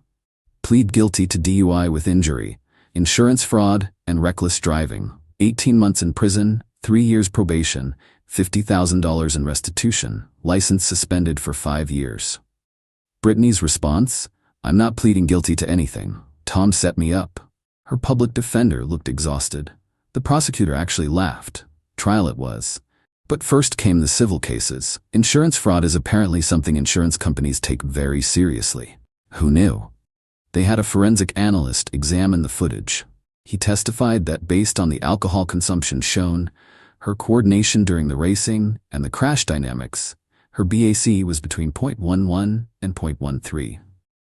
They had an accident reconstructionist who showed, with physics and math I didn't understand, that Brittany caused the crash by illegally changing lanes at 97 miles per hour. They had an audio expert who confirmed that was indeed Brittany's voice, saying she drove better after 3 shots.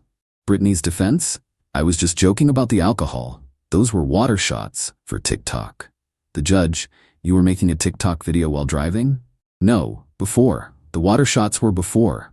The footage shows you consuming liquid from a Patron bottle. It was water in a Patron bottle, for the joke. The prosecutor then produced the receipt from the liquor store. Timestamped 1 hour before the crash. 1 bottle of Patron Silver, paid with Britney's credit card. The civil judgment, $93,000 to the insurance company, $52,000 to the elderly woman. Judge added punitive damages, $18,000 to me. Total, $163,000. Britney's assets, about $3,000 in savings and a 2009 Honda Civic worth maybe $4,000. The week before the criminal trial, Britney got desperate. She called me from her mom's phone. I'd blocked everything else. Please, Tom, I'm sorry. I screwed up. But prison? That's insane. Just tell them you were mistaken about the footage. Mistaken about HD video? Say it was edited or corrupted, something. Commit perjury to save you from consequences? No. I'll do anything. I'll sign whatever you want. I'll leave the state. Just please don't let me go to prison. You almost killed an innocent woman while driving drunk. You committed fraud. You tried to frame that woman for your crimes. Prison is where you belong. I was your girlfriend. We were together 2 years. That means nothing to you? It meant something until you revealed who you really are. A selfish, entitled criminal who takes no responsibility for anything. I hope you die alone, better than almost killing someone because I wanted to race while drunk. Update 5. The trial. Britney showed up to court in a conservative outfit I'd never seen her wear, looking like she was auditioning for a church choir. Her mom had hired a decent lawyer at the last minute, probably took out a loan. The lawyer's strategy was interesting. Claim I had manipulated the footage and set Britney up because she was about to break up with me. The prosecutor's response was beautiful. He played the full footage, not just the crash. 2 hours of Britney and Alexis's conversation. Highlights included Britney discussing how she was getting bored with me but liked my money, planning to squeeze me for a vacation before dumping me, laughing about keying her ex's car, admitting she'd driven drunk dozens of times without getting caught, saying the elderly were too slow and shouldn't be allowed to drive. The elderly woman she hit, Mrs. Chen, plot twist, nobody saw that coming, testified from a wheelchair. She'd developed complications from the concussion, still having memory issues. Had to move in with her daughter because she couldn't live alone anymore. When asked if she'd been driving aggressively, Mrs. Chen simply said, I was driving 65 in the slow lane, as I've done for 30 years without a single accident, until she hit me. Alexis was called to testify. She'd made her own deal for immunity in exchange for testimony. She confirmed everything, the drinking, the racing, the plan to blame someone else. Then came Tyler, Alexis's boyfriend with the Charger. He testified that Britney had asked to race, offered to bet $500 on it. He declined the bet but agreed to race for fun. Britney's mom had an outburst. They're all lying, my baby would never do this. The judge had her removed. When Britney took the stand, her lawyer tried to paint her as a young woman who made one mistake in an otherwise spotless life. The prosecutor destroyed that in cross-examination. Ms. Rodriguez, is this your Twitter account? Yes. Can you read this tweet from last year? I don't remember. It says, just drove home from the club buzzed AF. I'm invincible. Is that your tweet? And this Instagram post of you holding a beer while sitting in the driver's seat? That was parked. The background is clearly moving. It went on for an hour. Years of social media posts bragging about drinking and driving, speeding, racing. The jury deliberated for 2 hours. Guilty on all counts. Final update. Sentencing and aftermath. The judge gave her 2.5 years in prison. More than the plea deal because she showed zero remorse and repeatedly tried to manipulate the system. Britney collapsed. Full dramatic breakdown had to be carried out. Her mom screamed that I was Satan and would burn in hell for this. Robert, her dad, found me outside the courthouse, shook my hand. You did the right thing. Maybe prison will finally teach her consequences exist. The aftermath. Britney's license was revoked for 10 years. She owes $163,000 in civil judgments, which will follow her forever. She has a felony record, making employment difficult. The insurance fraud conviction means no insurer will ever cover her again. Mrs. Chen partially recovered, but still has issues. She sued Britney's mom too, deep pockets theory, since Britney was on her insurance. Settled for an undisclosed amount. Alexis got 100 hours of community service and probation. She and Tyler broke up. Street racing in his car was apparently the last straw. As for me, I got a partial settlement from my insurance for the trouble, about $10,000 after everything. Bought a used F-150 to replace the Tacoma. And yes, it has a dash cam. Front, rear, and interior. 4K resolution. I heard through the grapevine that Brittany tried to start a prison blog about being a victim of the system. It got taken down when she used it to harass Mrs. Chen's family.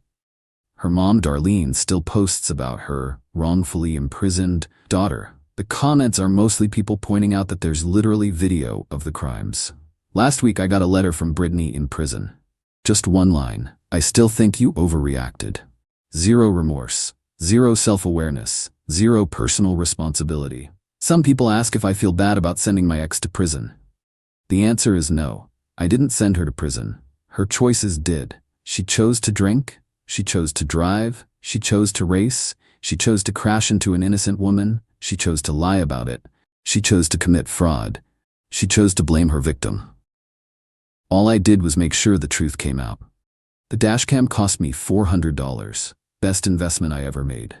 To anyone reading this, get a dashcam. You never know when someone you trust will throw you under the bus. Or in Brittany's case, crash the truck and try to cash in on it. And if someone shows you who they really are, entitled, reckless, willing to destroy others for their benefit, believe them the first time. Don't wait for them to total your truck to figure it out. My girlfriend said she was going on a business trip out of town for the weekend. 2 days later, my buddy had a family emergency, and I ended up doing the last Uber Eats delivery of his route for him. When the door opened at an all-too-familiar address right in the city, she was standing there wearing his shirt. Her name was Grace. We'd been together for 2 years, living in my apartment for the last one. On the surface, things were good. But underneath, there was always this current of anxiety with her, this feeling that I was constantly being judged against some invisible standard. She was obsessed with appearances, with the right people, the right restaurants, the right everything. I always felt like a component in the perfect life she was trying to build, not a partner. The last few months she'd become distant, always on her phone, with a little smirk on her face that I wasn't a part of. Last Thursday, she came home with big news. Her company was sending her on a mandatory leadership retreat.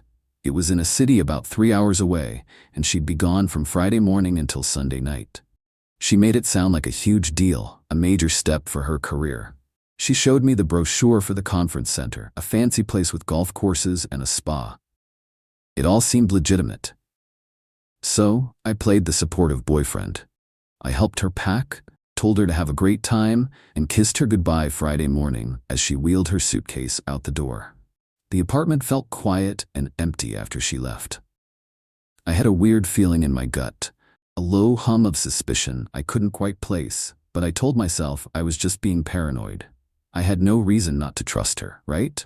I spent Friday night just relaxing, watching a movie, enjoying the space. On Saturday, I was trying to figure out what to do with myself when my best friend, Dave, called. Dave works a regular 9 to 5 during the week, but he does Uber Eats on the weekends to pay off his student loans faster. He was in the middle of a route and was bored out of his mind. He asked if I wanted to ride along with him for a few hours, just to hang out and keep him company. I had nothing better to do, so I agreed. It beat sitting around my quiet apartment, thinking about Grace's business trip. We spent the next few hours driving around, listening to music, and talking trash like we always do. It was a perfectly normal, uneventful Saturday afternoon. We were on our last delivery of a dinner rush when Dave's phone rang. It was his sister. His mom had slipped and fallen, and they were on their way to the emergency room. It wasn't life-threatening, but she was in a lot of pain and he needed to get there right away. He was instantly panicked. He pulled the car over, his face pale. "Man, I have to go," he said, shaking a little. "But I've got this last order. The customer has been waiting for it. I can't just cancel it." He looked at me, his eyes pleading. "Could you do me a huge favor and drop this off? The address is only like 10 minutes from here. I'll owe you big time." "Of course, man," I said immediately. "Don't even worry about it. Go be with your mom." He thanked me, jumped out of the car, and took off down the street to grab a taxi. I slid into the driver's seat of his beat-up sedan, the smell of 100 different meals hanging in the air. I grabbed his phone. He has 2 phones, one for Uber Eats alone, looked at the Uber Eats app, and put the address into my GPS. The name on the order was just Alex. The address was for a new high-rise condo building downtown, one of those flashy glass towers that had just been finished a few months ago. I recognized the street. It wasn't far from where I worked. I figured it would be a quick and easy drop-off.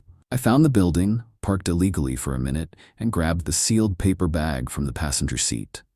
The concierge in the lobby pointed me to the elevators, and I rode up to the 27th floor. I found the apartment and rang the doorbell. I could hear music playing inside. I stood there for a moment, shifting the bag in my hand, ready to do the whole polite handoff and get back to Dave's car. The door swung open, and my world tilted on its axis. It was Grace, my Grace, the girlfriend who was supposed to be 3 hours away at a leadership retreat. She was wearing a man's oversized, wrinkled, blue button-down shirt. It was unbuttoned just enough to show she had nothing on underneath. Her hair was a mess, the kind of mess that happens when you've been in bed all day. For a split second, she didn't recognize me. She just saw a delivery guy. Then her eyes focused and the color drained from her face.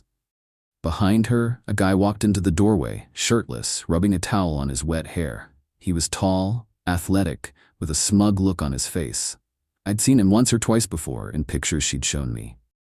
It was Alex, her friend from college, the one she'd always described as being like a brother to her. The one I'd met briefly at a party a year ago and instantly disliked. He'd barely acknowledged my existence. The 3 of us stood there, frozen in a triangle of shock and betrayal. But Grace's shock morphed into something else first. Something ugly. Her face twisted not with guilt, but with disgust.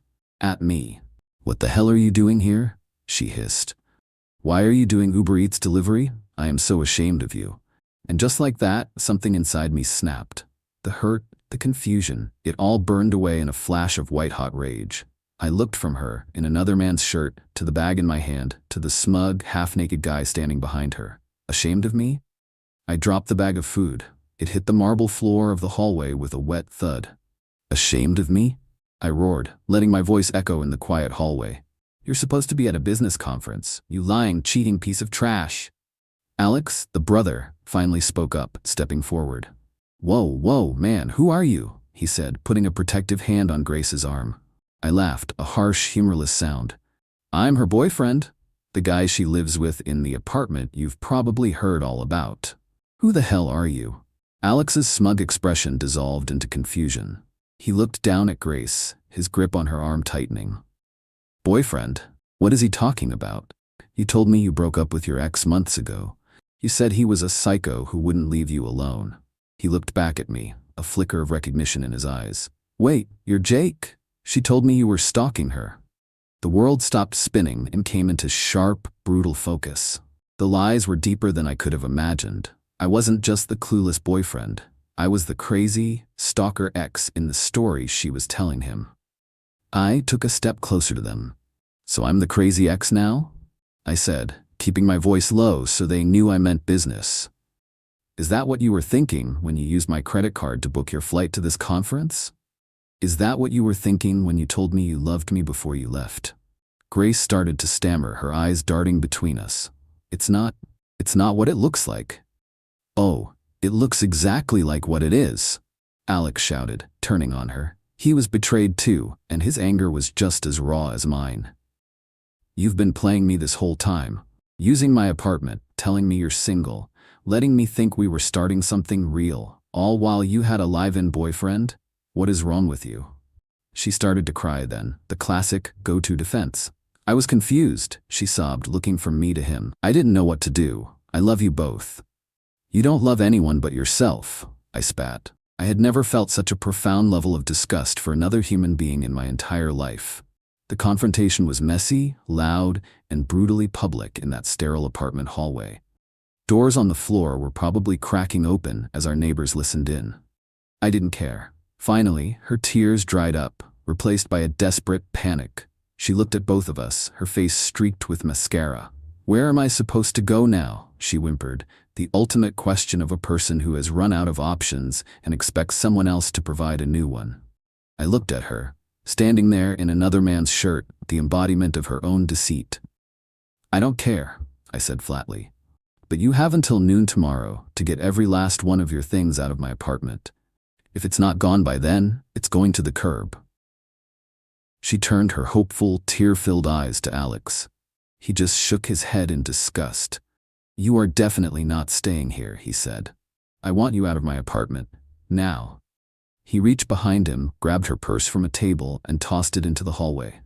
Then he looked at me, then back at her, and slammed the door, leaving her alone in the hallway with her lies. I didn't stick around to watch the fallout. I just turned and walked away, leaving her standing there amidst the wreckage she had created. I didn't look back. The rage was still there, but it was being replaced by a chilling sense of purpose. This wasn't just a breakup, this was an eviction. I got back to Dave's car, my hands shaking with adrenaline. I called him, told him what happened. He was floored. He told me to take his car, go home, and do what I needed to do. The first thing I did when I got back to my apartment was change the locks. By 10 o'clock that night, every lock on my door was new. Her key was now just a useless piece of metal. Then I started packing. But I wasn't careful. I didn't use her fancy suitcases. I went to the closet where we kept a stash of heavy-duty black trash bags. I pulled them out and started clearing out her existence from my life. Clothes, shoes, makeup, books, everything went into the bags. I worked like a machine, fueled by a cold, methodical fury. By 2 a.m., her side of the closet was empty. Her drawers were bare. The bathroom counter was clear of her endless bottles and jars. It was like she had never been there. I piled all 30-something bags near the front door. Her calls and texts had started around 9 that evening. An endless barrage of frantic messages. I didn't answer a single one. I just let my phone buzz itself into silence. Then came the emails, long rambling pleas and accusations. I deleted them without reading. She showed up at the apartment around midnight, just as I was tying up the last bag. My doorbell camera sent a notification to my phone. I watched the live feed as she tried her key, her confusion turning to panic, then to rage. She started pounding on the door, screaming my name. I just sat on my couch in the dark, watching the silent movie of her meltdown. After 20 minutes, she finally gave up and slumped down in the hallway, a defeated heap. That's when I sent her a single text message. Your things are packed. They will be on the curb outside the building at 8 a.m. tomorrow morning. A truck is scheduled to haul away any abandoned property at 12:05 p.m. Be there or don't. It makes no difference to me. Then I blocked her number. The next morning at exactly 8 a.m., I started hauling the bags down in the service elevator. It took 4 trips. I piled them up on the sidewalk, a small mountain of black plastic that represented 2 years of my life. I went back upstairs and watched from my window. A little after 9, a car pulled up. It was her best friend Megan, another person I'd never really trusted. Grace got out of the passenger seat. She looked like she hadn't slept. They both looked at the mountain of trash bags with horror. It took them nearly an hour to load everything into Megan's small SUV, a process that involved a lot of angry shoving and muttered curses. As they drove away, I felt nothing. No sadness, no regret. Just emptiness. The real war, of course, started a few days later. The story she and Megan started spreading was a masterpiece of fiction. In their version, I was the monster. I had been acting jealous and controlling for months. I had somehow tracked her to her friend's apartment where she was staying to get some space from me, and then I had shown up in a violent rage, assaulted her, and thrown her out with nothing but the clothes on her back. I started getting texts from mutual friends asking for my side of the story. I knew a simple denial wouldn't be enough. I needed proof. And then, like a gift from the heavens, I got a text from an unknown number. It was Alex. His text was short and to the point. Hey man, it's Alex. I'm sorry about all this. Grace is insane. She's been telling people you attacked us both. That's a lie and you know it. I have all the texts from her from the last few months where she was telling me she was single and that her crazy ex was harassing her. If you need me to back you up, I will. This woman is toxic. That was it. That was the silver bullet. I took a screenshot of his text. I forwarded it, along with a simple one-sentence explanation of my own, to our entire group of mutual friends. For anyone who has heard Grace's story, here's the guy she was with, in his own words. She lied to everyone. The social dynamic shifted almost instantly. The questions stopped. The accusations turned into messages of support for me. Grace's smear campaign had been torpedoed by the one person she needed to corroborate her story. But she wasn't done. Her family got involved. Her mother called me, screaming about how I had abandoned her daughter in her time of need. I listened to her for about 30 seconds before I cut her off. I didn't yell, just let her hear the ice in my words. Your daughter is a liar and a cheat. She's lucky all I did was throw her things on the curb. You should be more concerned about the character of the person you raised. Do not call me again. I hung up. The next day I got a voicemail from her father. It was rambling, angry, and vaguely threatening. He said things like, "You'll regret this," and "You don't know who you're messing with." I didn't feel threatened. I just felt tired of it all. I saved the voicemail. The final act of her desperation came a week later. I work from home 2 days a week, and I had a huge project deadline with a major client. The night before it was due, my internet went out. Just dead. I reset the router, checked the cables, nothing. I called my internet provider, and after 45 minutes on hold, they told me something that made my blood run cold. There were no outages in my area. My service had been canceled that afternoon. When I demanded to know who had authorized the cancellation, they told me it was done online, using the account holder's security information. Security information that Grace, as an authorized user on my account, had known.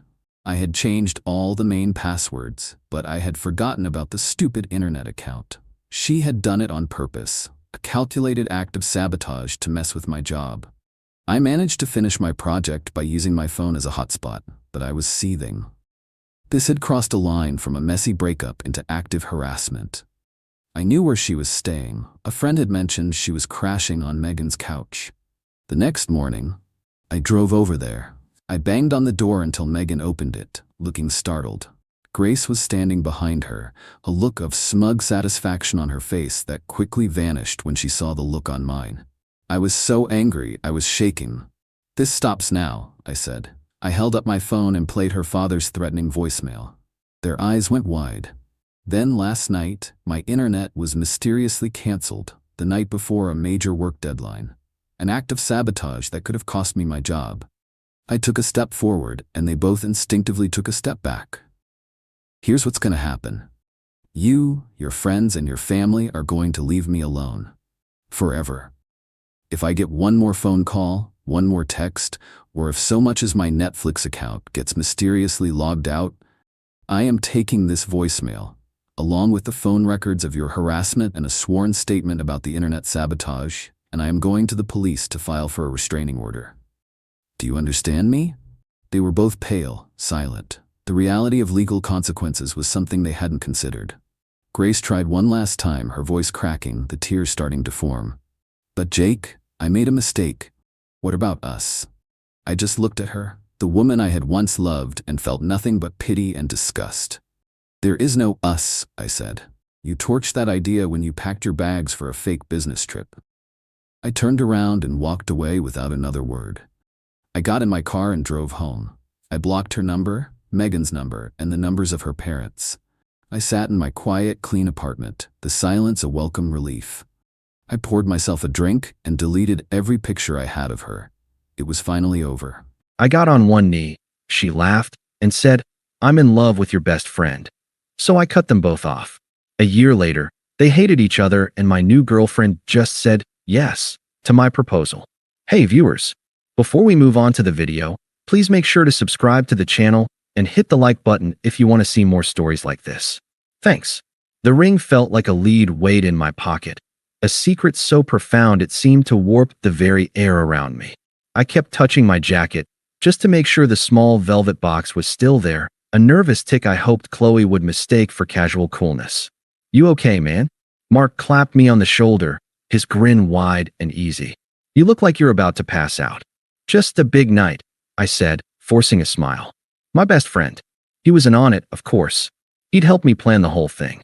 You got the signal straight? When I adjust my glasses, you start the music. Relax, Alex. It's in the bag. She's gonna lose her mind. He gave my shoulder a reassuring squeeze before melting back into the small crowd of our closest friends gathered on the rooftop terrace. And what a rooftop it was. Fairy lights twinkled against the deep indigo of the evening sky, strung between potted olive trees. The city glittered below us, a silent, sprawling witness. The air smelled of jasmine and grilling meat. It was perfect. I'd planned it to be perfect. I was a planner. It's who I am. I build things, a career, a future, a life I desperately wanted to share with her. I found Chloe by the railing, her back to me, looking out at the view. Her auburn hair cascaded down her back, catching the soft light. My heart did its familiar, painful squeeze. God, I loved her. Hey you, I said, slipping an arm around her waist. She turned, offering me a smile that didn't quite reach her eyes. She'd been distant lately, stressed about work, she said. I'd chalked it up to pre-anniversary jitters. Our 4-year was next week. I'd thought I was being romantic, beating the date. Having fun, I asked. It's a nice party, she said, her gaze drifting over my shoulder. Lisa's drink is ridiculously strong, and Mark is being a lot. He's just happy we're all together, I said, a thread of defensiveness in my voice I immediately regretted. I wanted tonight to be flawless. She just shrugged, pulling out her phone. Yeah, sure. That was the other thing. The phone. It was always in her hand now, a shield against me. I'd catch her typing with a small, secret smile, her thumbs flying. When I asked who she was talking to, she'd lock the screen and say, just Lisa. Girl stuff. The hollow feeling in my chest, the one I'd been ignoring for weeks, gave a violent thrum. Not now, I told it. This is the night everything gets better. Dinner was a blur of laughter and clinking glasses that felt miles away. I barely tasted the food. I watched her, my Chloe, as she laughed at one of Mark's jokes, her head thrown back. She seemed more animated with him than she had with me all night. I shook the thought away. Paranoia. This was Mark, my brother from another mother. He was the charismatic one, the life of the party. I was the steady one, the planner. We balanced each other out.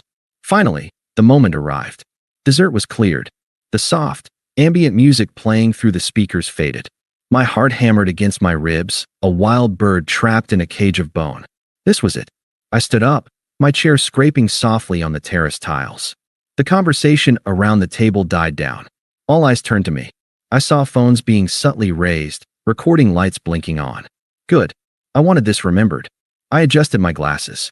On cue, the first few, gentle chords of our song, a sappy Ed Sheeran number she adored, began to play from the speaker Mark had set up. A wave of soft ahs swept the table. Chloe looked up from her phone, her brow furrowed in confusion. Alex? What's going on? I couldn't speak. My throat had sealed shut. All my carefully rehearsed words vanished from my mind. So I just did it. I walked around to her side of the table, my legs feeling like they belonged to someone else. The world narrowed to her face. The love I felt was a physical force, a tidal wave about to break. I got down on one knee. The gasp from our friends was collective, a sharp intake of breath that seemed to suck all the sound from the night. I fumbled in my pocket, my fingers finally closing around the velvet box. I saw her eyes widen, saw her look from my face to the box and back again. Alex, she whispered, but it wasn't the breathless, joyous whisper I dreamed of. I opened the box. The diamond caught the fairy lights and exploded in a shower of brilliant sparks. It was perfect, just like her. My voice, when it finally came, was rough with emotion. Chloe, from the moment I met you, my life had a new purpose. It was to make you happy, to build a world with you that was safe and fun and full of love. I could see tears in the eyes of her friends. I pushed on, my confidence growing. You are my best friend, my favorite person, my entire world. Will you? Will you make me the happiest man alive? Will you marry me? The silence that followed was absolute, broken only by the soft strains of the music. It stretched for a second too long. Then two, a sound came out of her mouth. It wasn't a sob. It wasn't a gasp. It was a laugh. A short, sharp, forced, nervous laugh. The blood in my veins turned to ice. Are you? She giggled again, a horrible, brittle sound. Are you serious? Alex, get up. You're embarrassing yourself. The ice spread, freezing me to the spot. I was still on one knee, the ring held out like a supplicant. My brain refused to process the words. This was a bit. A joke. It had to be. What? I managed, a stupid, hopeful smile still clinging to my lips. No, I'm serious. Chloe, will you marry me? Her face hardened. The laughter died, replaced by a mask of cold pity and something else, impatience. Did you really think I'd say yes? The words were clear, crisp, and designed to cut. They landed like shrapnel. We've been growing apart for months. I can't do this. I'm not. I'm in love with someone else. The world tilted on its axis. The rooftop, the friends, the city lights, it all swam in a nauseating blur. What? Who? She didn't even have the decency to look ashamed. She looked past me, towards the back of the group. Mark, she called out, her voice softening. It's okay. Come here. Time seemed to slow down, each frame a fresh horror. Mark, my best friend, the guy who'd helped me pick out this very ring, stepped out from behind Lisa. He wouldn't meet my eyes. His face was a mixture of guilt and a smug, possessive triumph that made my stomach lurch. He walked over and stood beside Chloe, his hand finding the small of her back. A gesture I'd done 1,000 times. My gesture. On my girl. You? The word was a choked whisper. I looked from his traitorous face to her defiant one. Mark, he makes me feel alive, Alex, Chloe said, as if explaining something simple to a child. Her eyes were bright now, not with tears of joy, but with the drama of it all.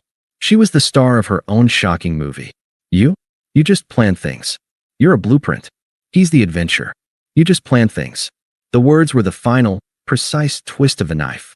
She had taken the core of who I was, my steadiness, my reliability, my desire to build a future for us, and she had weaponized it.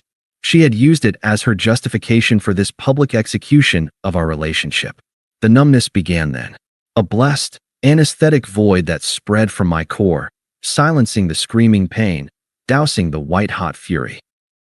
I looked at the ring, still winking innocently in its box. I looked at the horrified, tear-streaked faces of my friends, their phones still recording, now documenting my utter annihilation. I didn't say a word. With a calm I didn't know I possessed, I closed the velvet box. The click was deafening in the silence. I stood up, my knees protesting, my body feeling 100 years old. I slipped the box back into my pocket.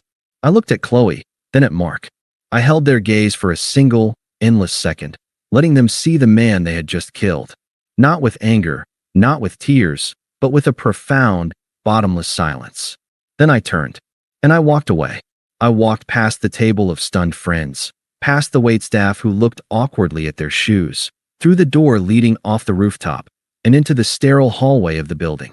I heard a single, sharp sob, probably Lisa's, and then the door swung shut, cutting off the world I had just left behind.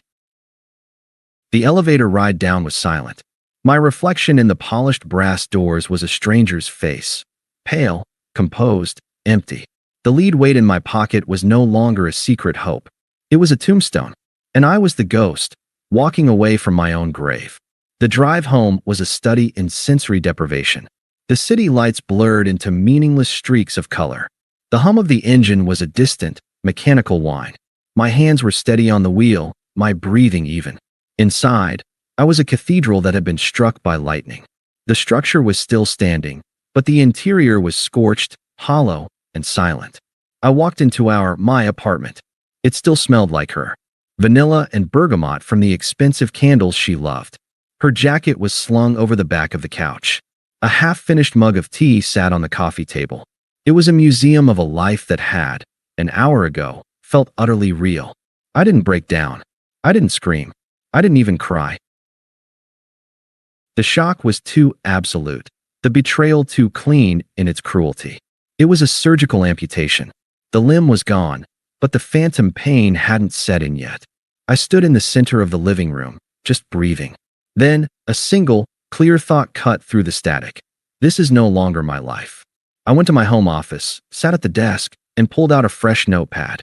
The planner in me, the part of me she had so derisively mocked, was the only part that still functioned. It was my life raft. I wrote 4 words at the top of the page. 1 block. 2 box, 3 locks, 4 space. The numbness began to recede, replaced by a cold, methodical energy. I started with my phone. My fingers moved with an alien certainty. Block Chloe. A few taps. Her name disappeared from my favorites. Block Mark. It was even easier. I felt nothing but a distant, clinical satisfaction, like a gardener pulling a poisonous weed. Next, I found a stack of empty moving boxes in the storage closet. I started in the bedroom. I didn't linger. I didn't smell her clothes or hold them to my face. I was an archivist cataloging the artifacts of a dead civilization. Dresses, shoes, jewelry, the absurdly large collection of skincare products that littered the bathroom counter. All of it went into the boxes. I was ruthless. If it was hers, it went in. A framed photo of us on the beach. In the box. The silly, ugly mug she'd bought me as a joke that I'd secretly loved. It was hers, a part of her world. In the box. It took 3 hours. By the end, the apartment was stripped of her. The surfaces were bare. The closet was half empty. The vanilla scent was fading, overpowered by the dust and cardboard. I taped the last box shut. It was 2:17 a.m. I took a picture of the 6 sealed boxes stacked by the front door. I found the number of Rachel, the most neutral of our mutual friends, and sent the picture with a text. Alex, her things are by my door. She can arrange to have them picked up tomorrow. Do not give her my new address. I didn't wait for a reply. I went online, found a 24-hour locksmith, and paid a small fortune for an emergency call to change the locks. While I waited for him, I packed a duffel bag with my own essentials. When the new keys were in my hand, I felt the first semblance of control since I'd knelt on that rooftop. Finally, I opened my group chat with my 3 closest friends, the ones who had been there, who had seen it. I typed out a message, my thumb hovering over the send button for a full minute. Alex, Chloe and Mark are dead to me. What they did was a kill shot. If you are in my life, you will respect that. Do not update me on them. Do not try to mediate.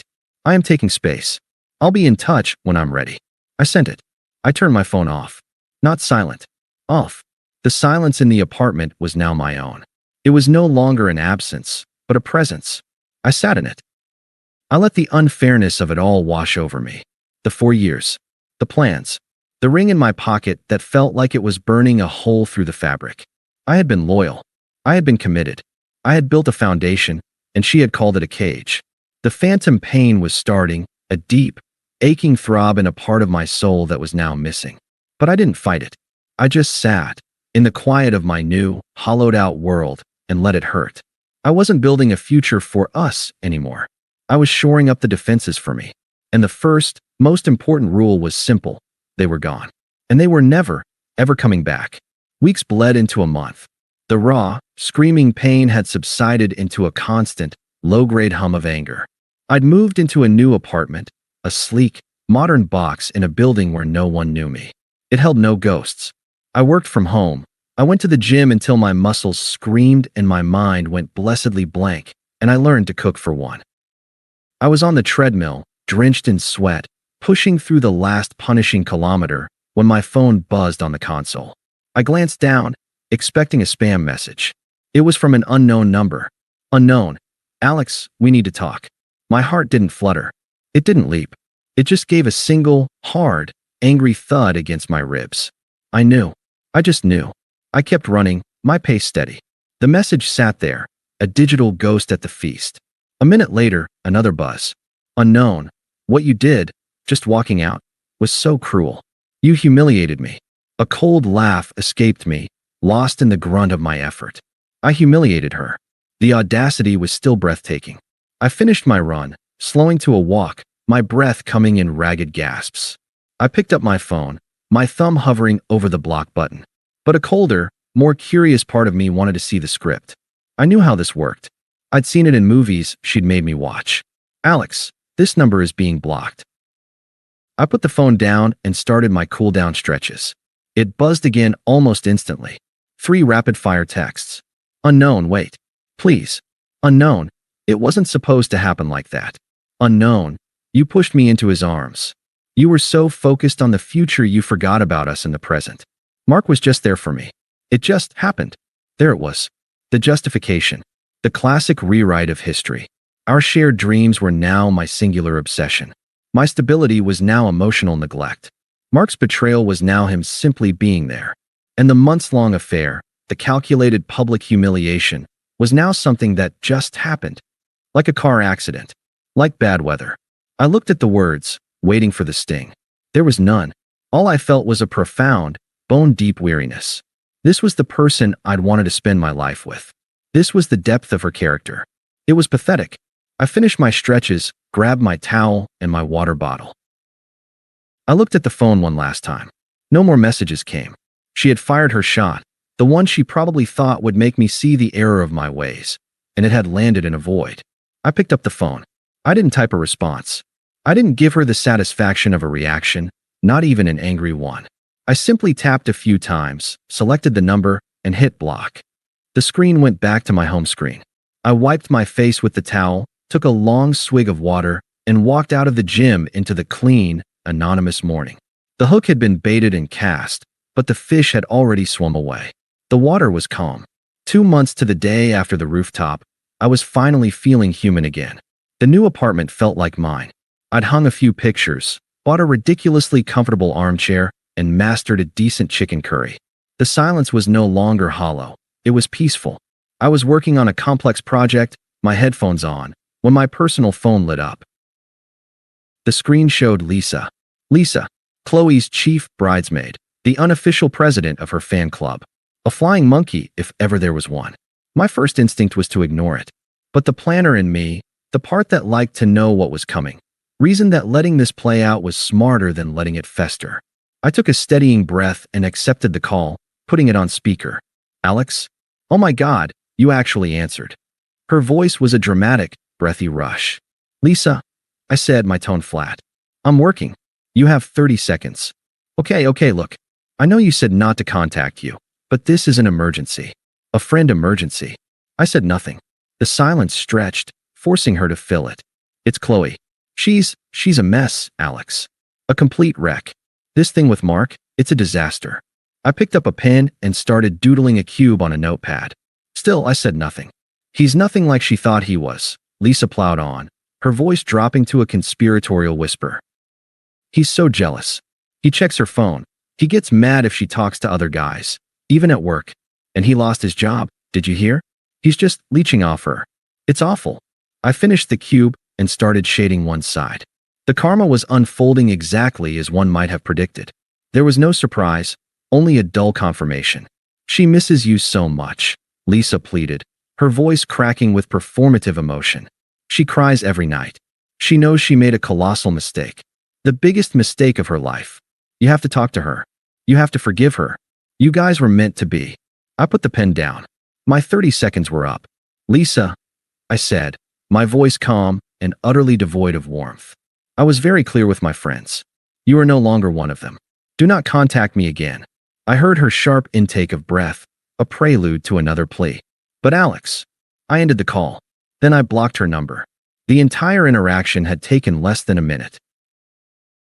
I leaned back in my chair, looking at the shaded cube on my notepad. The message was clear. The affair partner was a dud. The fantasy was crumbling. The desperation was setting in. It was no longer about love or guilt. It was about a sinking ship, and she was looking for the life raft she'd so carelessly tossed overboard.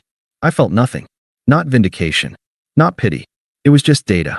And it was data I had no use for. A year. It had been a year to the day since the rooftop. I was meeting a colleague, David, for a quick coffee to discuss a project.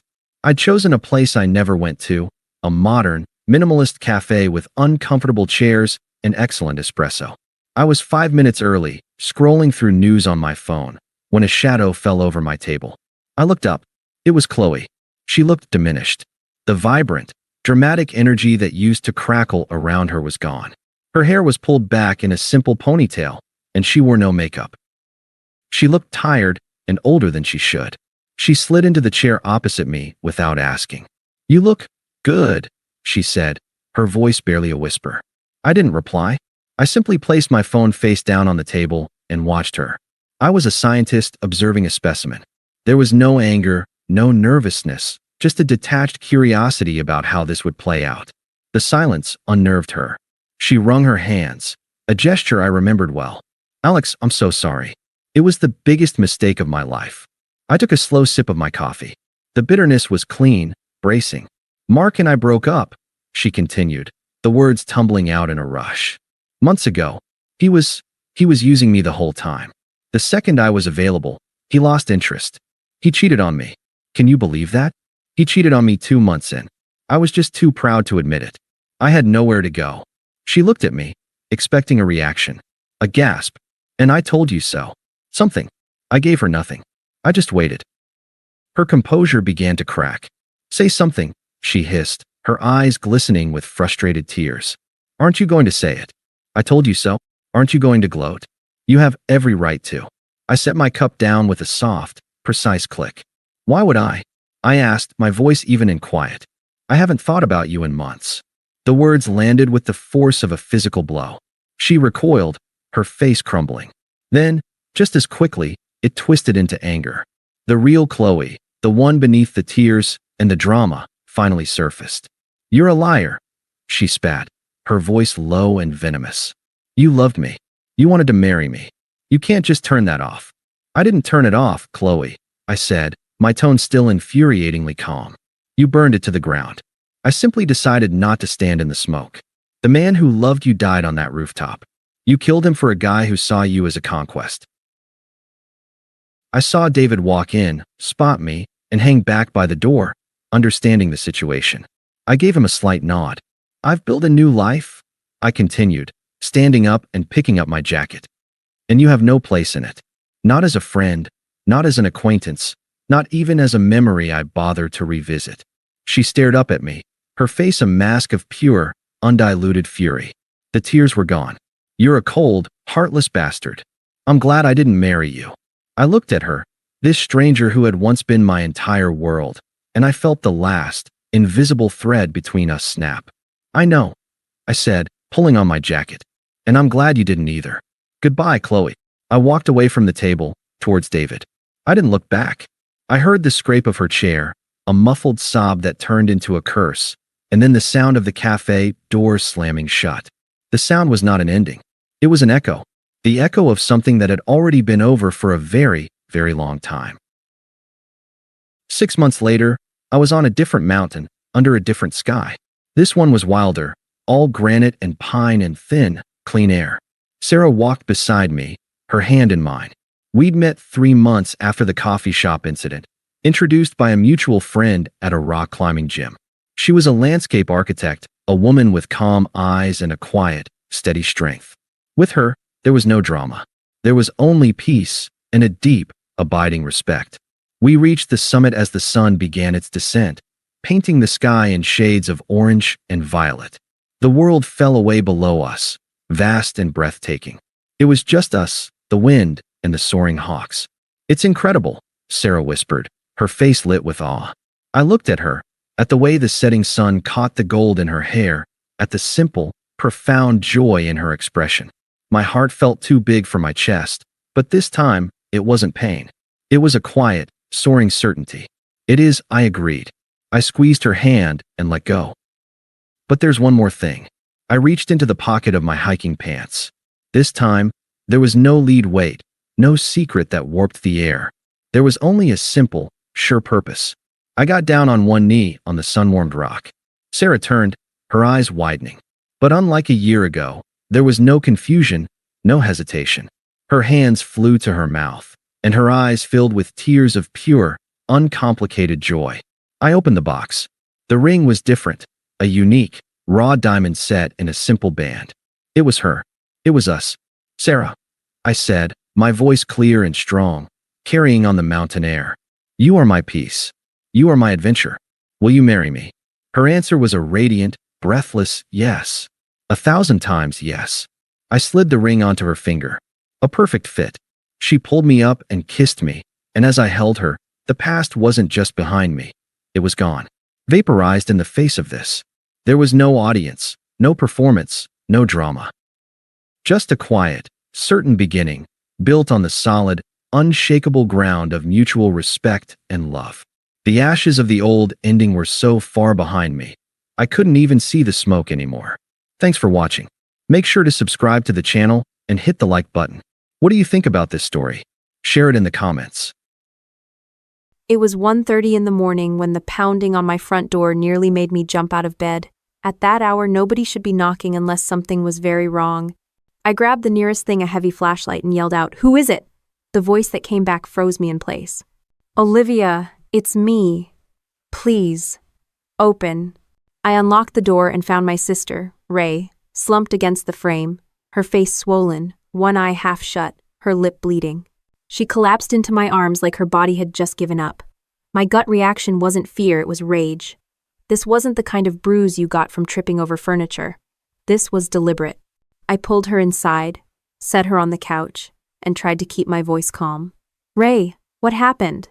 Her hands shook as she clutched my sleeve. "Kyle. He hit me again. Because of her. Because of that woman. Kyle Donovan. My brother-in-law, though calling him that feels like an insult to the word. He always played the part of the charming small-town husband, but I'd seen cracks in that image for years, and now the mask was gone. I grabbed a clean towel, pressed it against her lip, and tried to ignore the knot forming in my stomach. "Stay still, I've got you." She flinched when I reached for her blouse, then let me lift it enough to see the dark bruise spreading across her ribs. That was no one-time slap. That was someone using his fists with intent. "Why tonight?"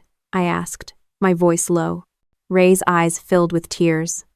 "He found out I knew about Lydia. He didn't even try to hide it. Said I should shut up and sign whatever he puts in front of me, or else." The name hit me like a shot. Lydia Torres, the so-called friend, who'd been showing up around town a little too close to Kyle. Apparently, the affair wasn't just gossip, it was fuel for violence. I forced down the heat in my chest and shifted into what the army drilled into me. Control the scene, secure the casualty, gather intel. I wasn't just her sister tonight. I was a soldier off the field and back in another kind of fight. "Ray, you're not going back there," I said firmly. Her phone buzzed on the coffee table. The screen lit up with Kyle's name. I picked it up before she could and read the text flashing across. "Open your mouth again and you'll lose everything." I tossed the phone back down, jaw tight. He's already digging his own grave. Ray shook her head, panic flashing in her eyes. Don't push him. He'll come after you too." I gave her a look. Let him try. My training doesn't leave much room for drama. But the truth is, I'd seen enough combat zones to recognize the same patterns at home. Intimidation, escalation, control. The only difference was the battlefield. I fetched the first aid kit, patched her up as best I could, then sat across from her at the kitchen table. She was trembling, sipping water like it burned going down. I kept my voice steady. "I need to know everything, no skipping details."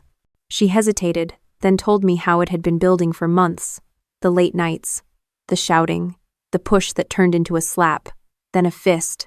She confessed she'd kept quiet because she thought she could handle it, that if she stayed calm, he'd calm down too.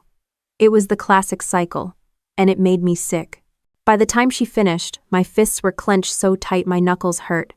Ray whispered, "I shouldn't have come here. I didn't want to drag you into this." I leaned forward. "Ray, this isn't you dragging me into anything. This is me telling you you're not fighting this alone anymore." "Heaven's Sekina."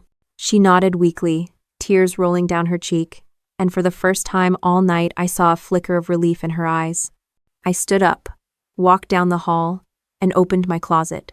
Inside hung my dress uniform, pressed and ready. I didn't put it on for show.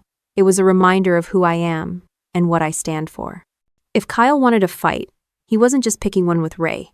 He was picking one with a U.S. Army officer who had no problem running operations under pressure. I buttoned the jacket, strapped on my belt, and grabbed the phone. There was only one number I needed to call right now. "Thomas Whitaker," I said when the sleepy voice answered. "It's Olivia Grant. Start the plan, now." There was silence for a moment, then the lawyer's tone sharpened. "You're sure?" 100%. I hung up and walked back into the living room. Ray was half asleep on the couch, her face bruised but calmer than before. I pulled a blanket over her and sat nearby, staring at the stack of folders on my desk. I'd already started a new kind of mission tonight, one I didn't train for in the army, but one I damn sure knew how to fight. The night was quiet except for her breathing and the occasional buzz of Kyle's unanswered calls lighting up her phone. I didn't need more proof. I had enough to know that this was going to escalate, and I was ready for it. The headlights of my truck cut through the empty road as I sped towards St. Mary's Medical Center. Ray slumped against the passenger seat, clutching her ribs. She kept mumbling apologies under her breath, like she was the one who had something to be sorry for. I tightened my grip on the wheel. "You didn't do a damn thing wrong, stop saying sorry." She didn't answer, just stared out the window, tears streaming down her cheek in silence. At the ER entrance, I hopped out first, waved down a nurse, and helped lift Ray out. Her legs buckled, so I scooped her arm over my shoulder and half-carried her inside. The automatic doors slid open, flooding us with the sharp smell of antiseptic and cold fluorescent light. Dr. Angela Cortez, a woman I knew from town, spotted me immediately. She'd patched up more than a few soldiers back from deployments, so she knew what damage looked like. Her expression tightened the moment she saw Ray's face. "Room 3, now." The nurse guided Ray onto a gurney and wheeled her inside. I followed until Angela held up a hand. "Let me check her first. Give me 5 minutes." I stood outside the room, jaw clenched, watching through the glass panel. Angela carefully pressed along Ray's ribs, nodding for the nurse to mark down bruises. The camera in my head was already rolling. I wasn't just seeing a beating. I was seeing evidence. A few minutes later, Angela stepped out. "No broken ribs, but she's got severe soft tissue damage. Multiple bruises, old and new. Olivia, this isn't the first time." He swallowed hard. I figured. She'll need pain management and monitoring. But she's stable. You want my advice? Start documenting every mark. I already had my phone in my hand, camera open. That's exactly the plan. When Ray was cleared, I stepped back inside. She was lying under thin hospital sheets, eyes shut, her face pale against the pillow. Angela gestured for me to wait until the nurse finished cleaning her wounds. Then she nodded at me. "Do it now." I pulled the blanket back gently, one section at a time. First, her lip split clean through. Snap. Then, her cheek purple and swollen. Snap. I shifted the sheet lower and caught the massive bruise along her side. Snap. The camera shutter echoed like gunfire in the small room. Each photo wasn't just for me, it was ammunition for the battle ahead. Ray flinched at the flash. "Please, don't." I lowered the phone. "Ray, this isn't just pictures. This is proof. He doesn't get to walk away from this." Her eyes flickered with fear. "You don't know him. He'll make me look like the liar." I leaned in, voice steady. "Then we'll bury him with facts. Trust me." The nurse cleared her throat politely, reminding me we weren't alone. I pocketed the phone and stepped back. Ray turned away, curling slightly on her side. Angela came over and spoke quietly. "I'll write the medical report in detail. Contusions, swelling, possible rib fractures, you'll want copies. Send them to my lawyer's office," I said flatly. Her brow lifted. "Already lawyering up?" I smirked without humor. "I don't half-ass wars, Angela." She didn't push further, just scribbled notes and walked out with the nurse. The room fell quiet, just Ray's shallow breathing. I dragged a chair beside her bed and sat down. My uniform itched from hours of wear, but I wasn't about to complain. Ray needed to see I wasn't moving. Her phone buzzed again on the bedside table. 10 missed calls, all from Kyle. The latest text popped up. "Say one word and you'll regret it." I picked it up, scrolled without hesitation. Same threats, over and over. My stomach turned. This guy wasn't just abusive, he was sloppy. He left a paper trail wide enough to drive a Humvee through. Ray stirred and snatched the phone from me with surprising strength. "Don't, he'll know you read them." "Good," I muttered. She buried her face in her hands. "You can't fight him like this. He's got people in his pocket. Everyone will believe him before they believe me." I leaned back in the chair, crossing my arms. "Then we stop talking about what people believe. We make it impossible for them not to see the truth." She didn't argue, just shut her eyes again, exhausted. By the time the IV drip was done, the sky outside was turning gray. Angela came back with a clipboard. "She's good to go. Keep her on rest and fluids. Here's the report, you'll want to sign it." I scanned the document, every line noting visible injuries, approximate age of bruises, and recommended scans. My signature went down at the bottom with firm strokes. Another piece of the puzzle locked in. I wheeled Ray out myself, ignoring the stares from a few night shift orderlies. The hospital entrance doors slid open, letting in the crisp morning air. My truck was waiting at the curb. I helped Ray climb in carefully, buckled her seatbelt, then tossed the medical folder onto the dash. Driving back, she whispered, "What if he finds me?" "He won't," I said. "Not before I find him first." Her silence told me she didn't believe it yet, but she would. Back at my place, I got Ray settled in the guest room. She fell asleep almost instantly, her body finally surrendering to rest. I closed the door softly, then went straight to the dining table, spreading out the evidence so far. Hospital report, photos, and Kyle's messages I'd screenshotted before she snatched the phone. It wasn't much yet, but it was the skeleton of a case. Enough to push back, enough to start building.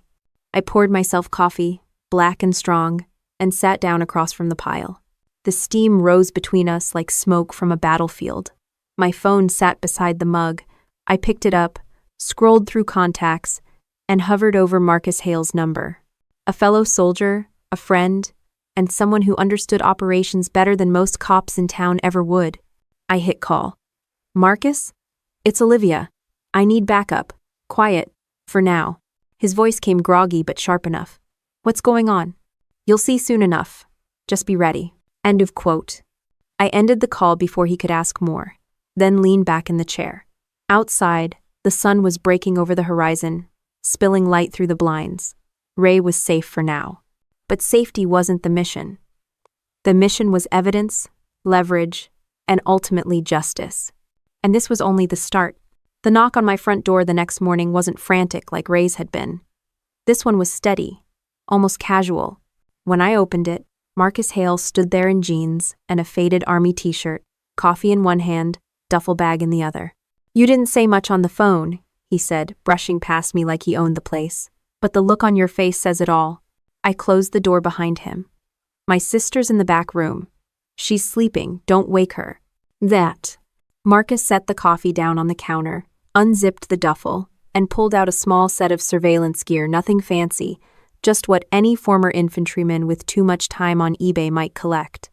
Motion sensors, a handheld recorder, even a pair of binoculars that looked like they'd seen a rock twice.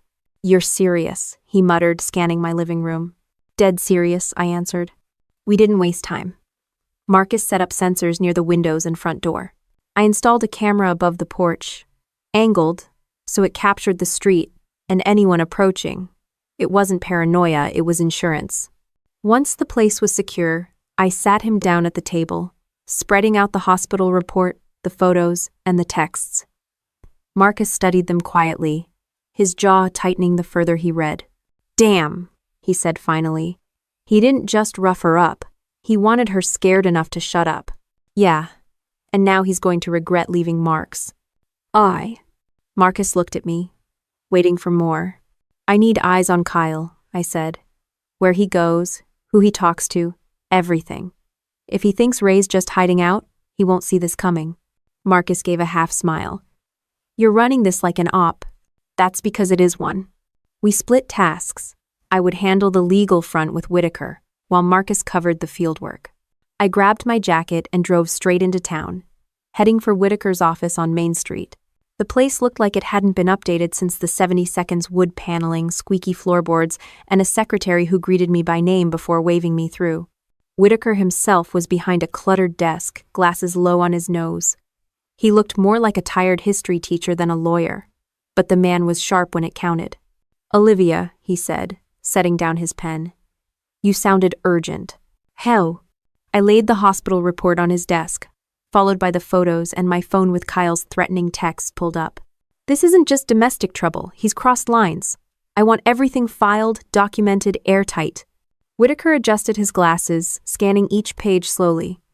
He didn't react much, but I caught the twitch in his jaw when he read, "Open your mouth again, and you'll lose everything."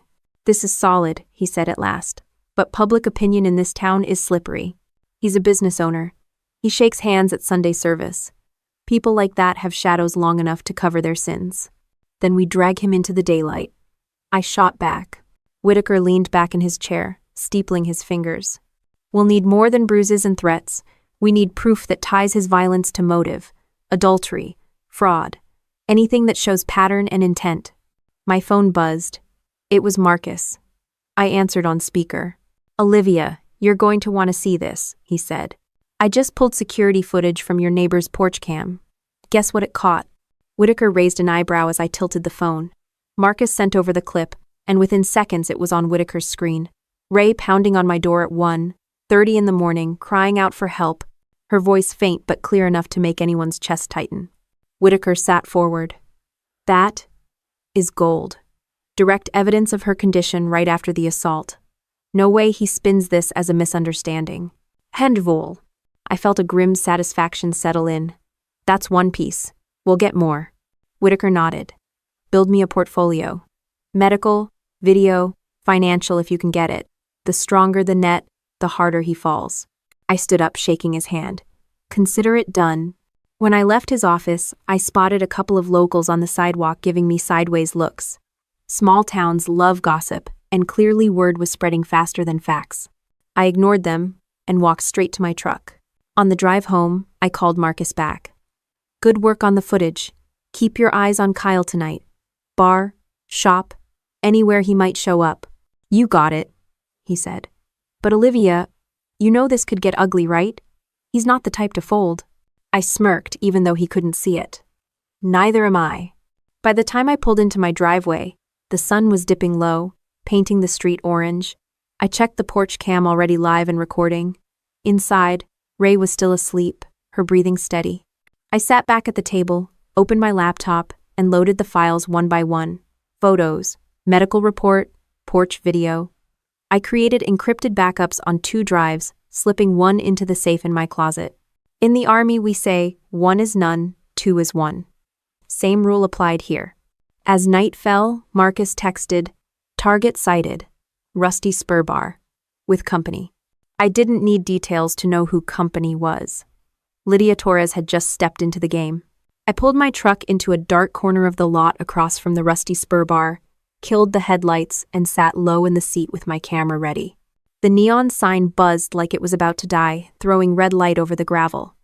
Marcus had already texted me the license plate Kyle was driving tonight. Silver Ford, dent on the bumper, easy target.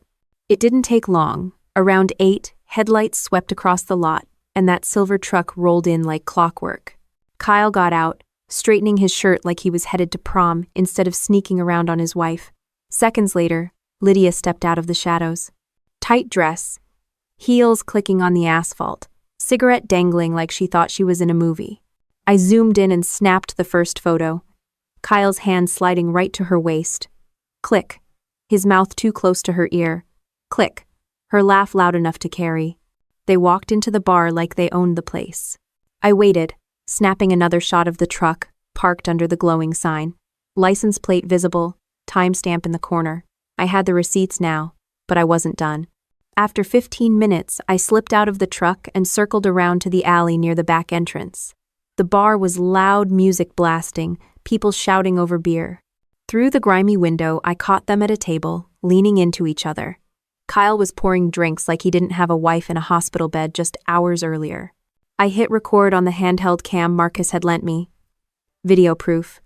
Kyle touching Lydia's hand, sliding his arm across her shoulders, kissing her cheek. Each second recorded was another nail in his coffin. When they finally left, I followed at a safe distance, headlights off until they pulled into a cheap roadside motel. I stayed far enough not to spook them, but close enough to catch the glowing red vacancy sign in the same frame as them walking in together. Snap. Snap. The camera caught them holding hands at the lobby desk, then disappearing down the hall. I didn't need anything more. Anyone with eyes could see what was happening. I drove back to my place and dumped the files onto my laptop. Dozens of photos, clear video, the plate number shining like a badge of stupidity. Each file I copied onto 2 drives and labeled with exact times. Ray was awake in the kitchen when I came in, holding a mug of tea with both hands like it was the only thing keeping her steady. Her eyes were red but dry. "Where were you?" she asked, her voice rough. "Getting what we need," I said, setting the camera on the table. She didn't move as I flipped through the photos on the screen. Kyle with Lydia at the bar. Kyle holding her hand. Kyle walking into a motel with her, like it was the most normal thing in the world. Ray's face tightened. She didn't cry. She just stared, gripping the mug so hard I thought it would crack. He didn't even try to hide it, she whispered. No, he didn't, I said. And that's going to burn him. I slid the laptop toward her. This isn't your shame, this is his. And now we have proof. For the first time since she showed up at my door, Ray let out a bitter laugh. Proof. Like this town cares about proof. I leaned on the table. They'll care when it's in front of a judge. Trust me. I'm Sixter. The sound of my porch camera pinged. Motion detected. I pulled up the feed on my phone and saw a dark figure across the street, smoking and leaning on a car, watching the house. Marcus texted me seconds later. One of his guys. I'll stay on him. Don't worry. I locked the front door anyway. Ray noticed but didn't say anything. She just sipped her tea, staring at the frozen frame on my laptop of her husband with another woman. I sat down beside her, poured myself coffee, and kept my voice even. This is just one part. Tomorrow, we start stacking the rest. Ray didn't answer, but she didn't close the laptop either. She kept looking at the evidence until her eyes finally closed from exhaustion. I carried her mug to the sink, shut down the computer, and slipped the hard drive into the safe. Then I checked my sidearm, set it on the table, and sat in the dark with only the hum of the fridge behind me. Out on the street, a car engine revved before pulling away. The porch cam caught the taillights fading into the night. Another piece of proof. Another sign that Kyle was already worried. Good. He should be. The next morning, I parked outside Whitaker's law office again, this time with Marcus waiting in his truck across the street just in case Kyle decided to make an appearance. I walked straight past the secretary, pushed open Whitaker's door, and found him already on the phone, a stack of papers spread across his desk. He hung up the moment he saw me. Olivia, he said, motioning for me to sit. You're not going to like this. Spare me the build-up, I said, dropping into the chair. He slid a manila folder toward me. Inside were copies of property deeds, the ones tied to the Redwood Ranch, our family's land. My stomach sank as I read the names. Ray's signature was right there on the transfer forms, signing over ownership to none other than Lydia Torres. I looked up sharply. This is bullshit. Ray would never sign this. Whitaker nodded. I agree. The notary's stamp is legit, but the handwriting, off. It's sloppy, rushed. I've seen forgery cases before. This has all the marks. I studied the signature carefully. Ray's real one was clean, a habit she picked up from years of office work. This version looked like a bad impersonation, the loops shaky, and the letters uneven. When did this go through, I asked. Last week, Whitaker replied. Filed at the county clerk's office. Fast-tracked somehow. I clenched my jaw. So he's not just beating her. He's stripping her of everything she has. Whitaker leaned forward. And if this holds, Lydia becomes the owner on record, which means Ray loses not just the marriage but the land she inherited from your parents. Huh. The heat in my chest burned. Over my dead body. I took out my phone, snapped photos of every page, and sent them to Marcus instantly. Seconds later, he texted back. Got it. We'll need handwriting samples for comparison. Whitaker tapped his pen on the desk. If we can prove this is forged, it's fraud and possibly conspiracy. That ties directly to motive for the assault. He had to silence her so she wouldn't contest it. I stood. Then we prove it. I also. When I got back to the house, Ray was at the kitchen table with a blanket around her shoulders. She looked smaller somehow, like she was folding into herself. I sat beside her and slid the copies across the table. She looked down, then blinked hard. That's not my signature. I never signed those papers. I know, I said. Her hand trembled as she traced the fake signature. He said if I didn't cooperate, he'd take it anyway. I thought he was bluffing. He wasn't, I muttered. Marcus came through the door just then, still in his ball cap from surveillance duty. He tossed a small notebook onto the table. Got your old job applications, Ray. Signatures all over. Perfect for comparison. She looked at him, startled. How did you— Don't ask, he said, pulling up a chair. I lined up her genuine signatures against the forged one. The difference was glaring. Even Ray saw it. This is fraud, plain and simple, I said. He used you, your trust, and now he's trying to erase you. Her eyes filled, but this time it wasn't just pain, it was fury. He can't take Redwood. That land's been in our family for generations. I nodded slowly. Then we fight back with everything we've got. Marcus leaned in, pointing at the documents. This right here is bigger than bruises and cheating. This is theft. And theft leaves trails. We dig into the clerk's office, see who processed this, and how it got pushed through so fast. That. Ray's voice steadied as she said, I want to be there when you prove it. I put my hand over hers. You'll get your chance. But first, we make sure he can't bury us before we get there. That night, I scanned the documents into a secure drive, cross-referenced dates, and flagged every suspicious detail. Same, day filing, unusual notary location, the clerk's initials I didn't recognize. Every bit of it stank of shortcuts. While I worked, Ray hovered behind me. At one point, she said, You know what hurts most? Not the hits, not even the cheating. It's that he thought I was so weak I wouldn't notice him stealing from me. I turned in my chair. You noticed, and now we've got proof. He underestimated the wrong sister. Marcus chuckled from the couch. No kidding. The guy's practically gift-wrapping his own downfall. Still, none of us were laughing for real. Because forgery wasn't just a crime on paper, it was motive. And motive meant danger. If Kyle was willing to steal land, what else would he try to shut Ray up for good? I filed the copies away, set the hard drive in the safe, and checked the porch cam again. Another car creeping by, slow, headlights dimmed, same as before, watching. I locked the door and pulled the blinds. This wasn't paranoia. This was the reality of declaring war in a small town where everyone knew everyone and sides got picked fast. But I wasn't losing sleep over it. If Kyle thought he could intimidate us, he hadn't seen what discipline looked like when you combined military training with a sister's fury. I poured Ray another cup of tea, set it in front of her, and gave her a steady look. You're not broken, Ray. You're pissed. Use it. She stared at me for a moment, then let out a sharp breath. Then let's make him pay. The next morning I walked Ray into the diner downtown, figuring she needed some normalcy after everything with the land documents. The place smelled like bacon grease and burnt coffee, the kind of comfort food that usually softened bad mornings. But as soon as we stepped through the door, the chatter thinned. Heads turned, forks paused. I guided Ray to a booth by the window, ignoring the stares. A waitress shuffled over with a pot of coffee, but didn't pour until I asked twice. Even then, she barely looked at Ray. Ray stirred sugar into her cup with a shaky hand. They've heard, haven't they? I didn't answer right away. Across the room, two women leaned close, whispering behind their menus. One of them glanced at Ray, then muttered something that made the other snicker. Yeah, I said finally. They've heard. Or at least they've heard his version. The front door jingled again. And just like that, Kyle strolled in clean jeans, polished boots, not a mark on him.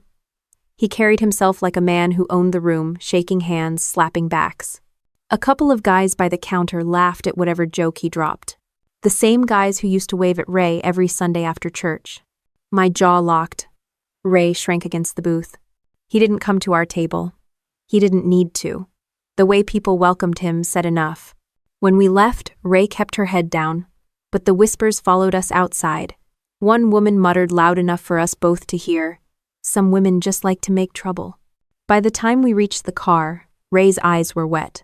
They think I made it up. They think I asked for this. And, I started the engine hard enough to rattle the dash. Let them think whatever the hell they want. The truth doesn't need their permission. But the truth doesn't shield you from cruelty. That afternoon, at the grocery store, an old neighbor I'd known since high school looked me straight in the eye and said, I don't know what game your sister's playing, Olivia, but it's tearing the town apart. I wanted to punch the smug off his face. Instead, I said, the only one playing games is Kyle, and you're too blind to see it. By evening, the air felt heavy with suspicion. Ray sat curled on the couch, scrolling through her phone. She dropped it suddenly, as if it burned. He's spreading posts about me. Look. She shoved it into my hands. A social media rant Kyle, claiming Ray was unstable, that she hit him, that she was trying to ruin his business. Dozens of likes, supportive comments. Marcus, who had been cleaning his Glock at the kitchen table, looked up. Classic play. He's poisoning the well. If everyone doubts her, it doesn't matter how strong the evidence island.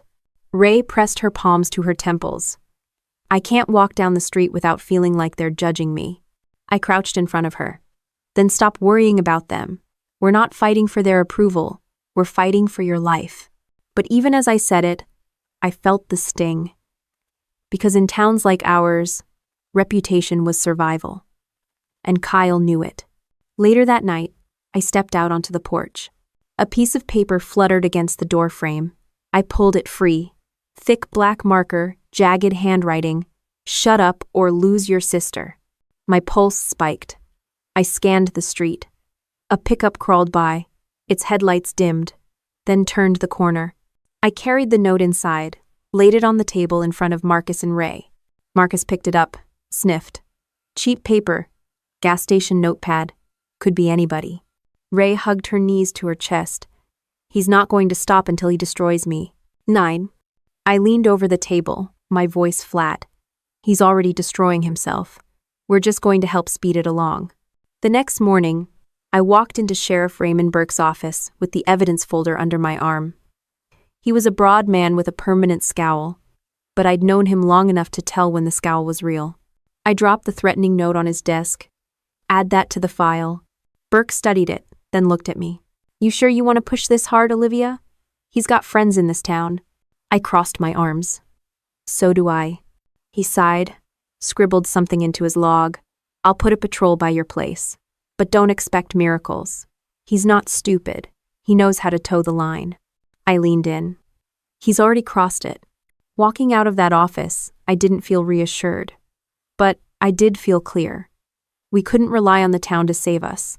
We had to make the case airtight. That night, Ray sat across from me at the kitchen table, staring into her tea. Why do they believe him?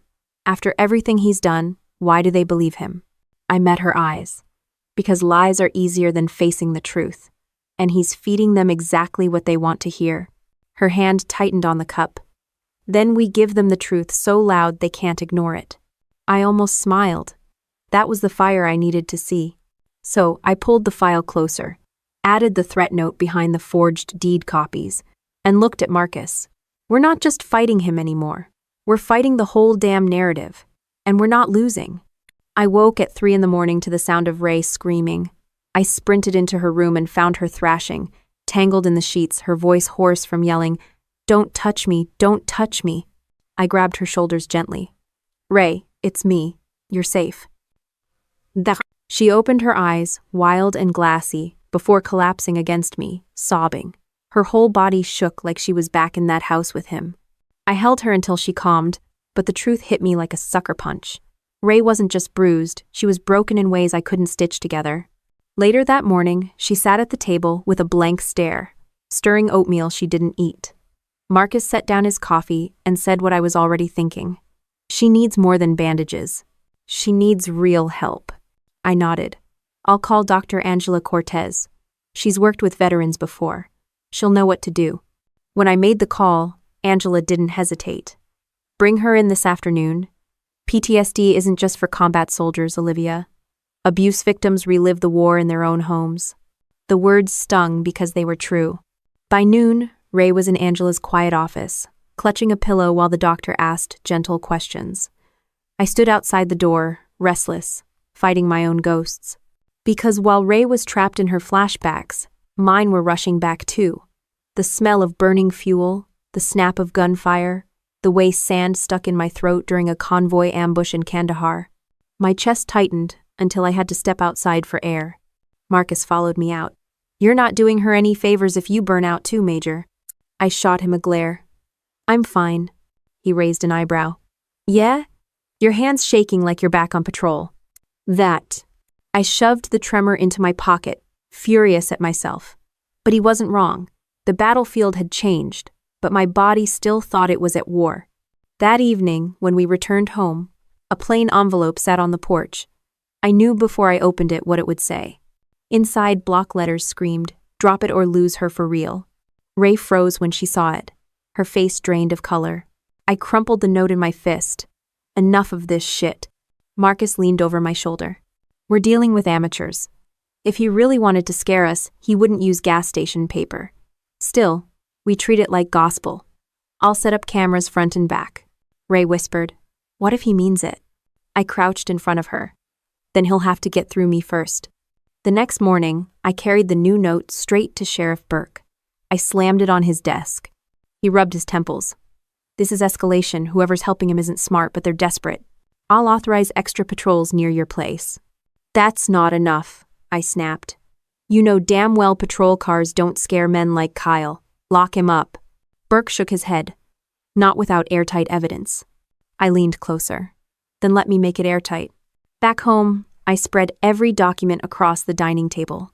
Medical reports, photos of bruises, the neighbor's video, the forged deed, and now the threats.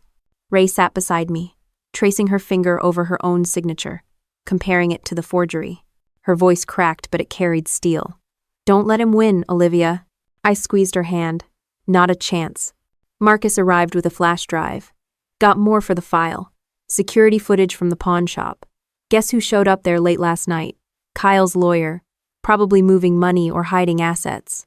I copied it to the evidence folder, labeling it with military precision.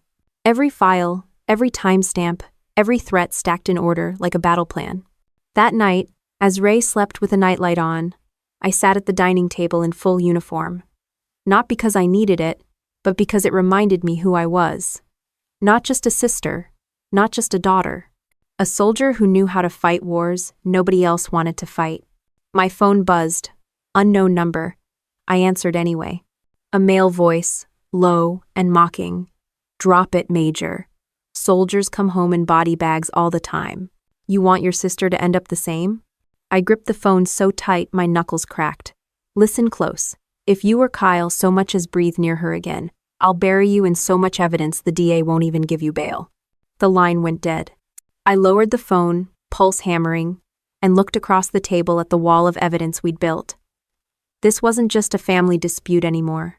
It was war, and I'd already chosen my side. When dawn broke, I was still at the table, uniform still on, staring at the files. Ray padded in, her hair messy, her face pale but calmer. She saw me sitting there and whispered, "You're not giving up, are you?" "Not in this lifetime," I said, sliding the evidence folder toward her. "It's time to hand this over, all of it." She touched the cover, then looked at me with something I hadn't seen in weeks. Trust. I pulled into the gravel lot of a dive bar on the far edge of town, headlights off, the engine low. Marcus had tracked Lydia's routine for a week, and tonight she was here. Same as always, loud dress, louder laugh, drinking on Kyle's dime. I slipped off my jacket, tucked my badge into my pocket, and walked in like I belonged. The place stank of tequila and cigarettes. Country music bled from a jukebox, and a couple of guys shouted at a pool table. Lydia was at the bar, red lipstick smeared, phone in hand, smirking at whatever Kyle had texted her. I took the stool beside her. She side-eyed me, suspicious. "Do I know you?" I set an envelope on the counter. "Not yet, but you should open that." She frowned, peeled it open, and froze. Inside were copies of the forged land transfer and a printout of her bank debts, credit cards maxed, mortgage behind. Her laugh was brittle. "Where the hell did you get this?" "Doesn't matter. What matters is you're about to drown, and Kyle's holding the rope." Her nails tapped the glass. "He told me it was all handled. Said the land was ours now." "Ours?" I snorted. "Sweetheart, you're nothing but his decoy. He forged signatures, used your name to cover his theft, and when it all goes south, guess who's left holding the bag? You." For the first time, her confidence cracked. Her hands trembled as she folded the papers back into the envelope. I leaned closer. "You want out? You tell the truth. You testify. You help me sink him, and maybe you walk away without handcuffs." Her eyes darted toward the door. "If Kyle finds out I even talked to you." As if on cue, 2 of Kyle's hired goons walked in. Same clowns who'd been tailing us at night. They spotted me instantly and started toward the bar. I didn't flinch.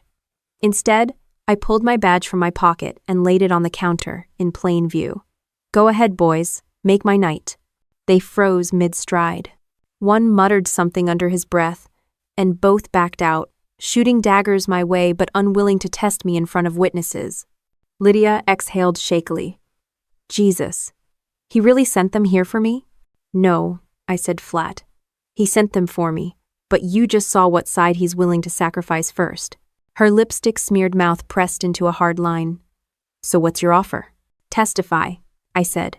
"Tell the truth about the land, the threats, Everything. I'll get you protection. Without you, Kyle keeps spinning lies. With you, we bury him. She tipped back the last of her drink, slammed the glass down, and laughed bitterly. You act like I've got a choice. You don't, I agreed. Not if you want to breathe free air. For a long minute, she said nothing. Then she whispered, I'll do it, but you swear he doesn't get near me again. I nodded once. Done. I walked her out the back, where Marcus was waiting in his truck. She stiffened when she saw him, but he just tipped his cap. This is Lydia, I said. She's coming with us. Marcus raised a brow but didn't argue. He opened the back door, and she slid in nervously. As we drove toward the safe house Burke had set up on the edge of town, Lydia kept glancing out the window, paranoid. He'll find me. He always finds me. I twisted in my seat. Not this time. You just flipped the script, Lydia. Now he's the one running. Head. Marcus pulled into the dark driveway of a rented cabin, the sheriff's cruiser already parked out front. Burke stepped onto the porch, arms folded, face grim. Got your witness? He asked. Yeah, I said, opening the back door. And she's ready to talk. Burke studied Lydia, then me. This better be worth the heat you just brought down on all of us. It is, I said, because now Kyle's foundation is crumbling from the inside. No. Inside the cabin, Lydia sat at the kitchen table while Burke went over the basics of protective custody. She signed the paperwork with a shaky hand. I watched her closely. This wasn't bravery, not yet. It was survival. But survival was enough. When we stepped back outside, Burke lit a cigarette, his eyes on the tree line. You realize Kyle's going to go nuclear when he figures this out. I adjusted my jacket. Good, let him. Abidi. On the ride back, Marcus finally asked the question hanging in the air. You trust her? No, I admitted. But I don't need to trust her. I just need her to be scared enough of Kyle to stick to the truth. Ray was waiting when we got home, curled on the couch with the news playing low. She looked up when I came in. Where were you? Getting us a new ally, I said. Her brows knit. Who? Someone who finally realized Kyle doesn't protect anyone but himself. On. For the first time in days, I saw the tiniest spark in her eyes. Not relief, not hope, but something close. Belief that maybe, just maybe, the tide was turning. Burke's deputies kept a steady rotation outside the safe house, their headlights sweeping the gravel driveway every hour. Inside, Lydia sat at the kitchen table chewing her nails down to the quick, a cup of untouched coffee in front of her. I leaned against the counter, arms folded, watching her wrestle with the weight of her choice. You look like a woman trying to outrun her own shadow, I said finally. She shot me a glare. You don't get it. Kyle doesn't forgive. He doesn't forget. You're right, I said. But that's his weakness. Men like him can't imagine anyone walking away. That's why you're more dangerous to him than anyone else. Her laugh was bitter. Dangerous? I'm terrified. Marcus sat on the couch, polishing his sidearm, his voice low but firm. Fear's a good motivator. Just make sure it motivates you to open your mouth when the judge asks questions. Lydia looked between us, then down at her trembling hands. If I testify, I'm dead. No, I corrected. If you stay quiet, you're disposable. He'll toss you aside the second you're no use. You've seen it. She flinched, and that told me everything. Kyle had already made her feel replaceable. The next morning, Burke escorted us to a secured conference room at the courthouse. Papers were spread across the table, statements, evidence logs, photos. Lydia sat across from me, fidgeting with her sleeve. Burke placed a recorder in the center. All right, Miss Torres. Start from the beginning. No skipping details. Her first few sentences came out shaky, but then the dam broke. She described nights at the bar when Kyle bragged about taking Ray's land. She admitted he showed her the forged papers, laughing about how easy it was. She even recalled overhearing threats him, saying Ray wouldn't live to contest it. Burke scribbled notes, but I watched Lydia's face. She wasn't lying. She was purging. When it was over, Burke clicked off the recorder.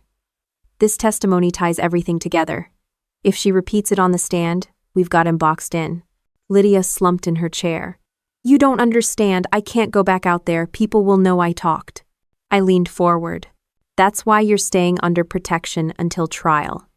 You stick with us, you'll walk out free. You slip, Kyle will chew you up. Your choice. Her eyes glistened, but she nodded. Back at the house that night, Ray sat at the table sorting through bills when I walked in. She glanced up. How did it go? She gave us everything, I said, sliding into the chair across from her. Names, dates, details, enough to make him sweat. Ray exhaled slowly, like she'd been holding her breath for weeks. So it's real now. Not just us saying it, someone else too. Exactly, I said. For the first time, she smiled faintly.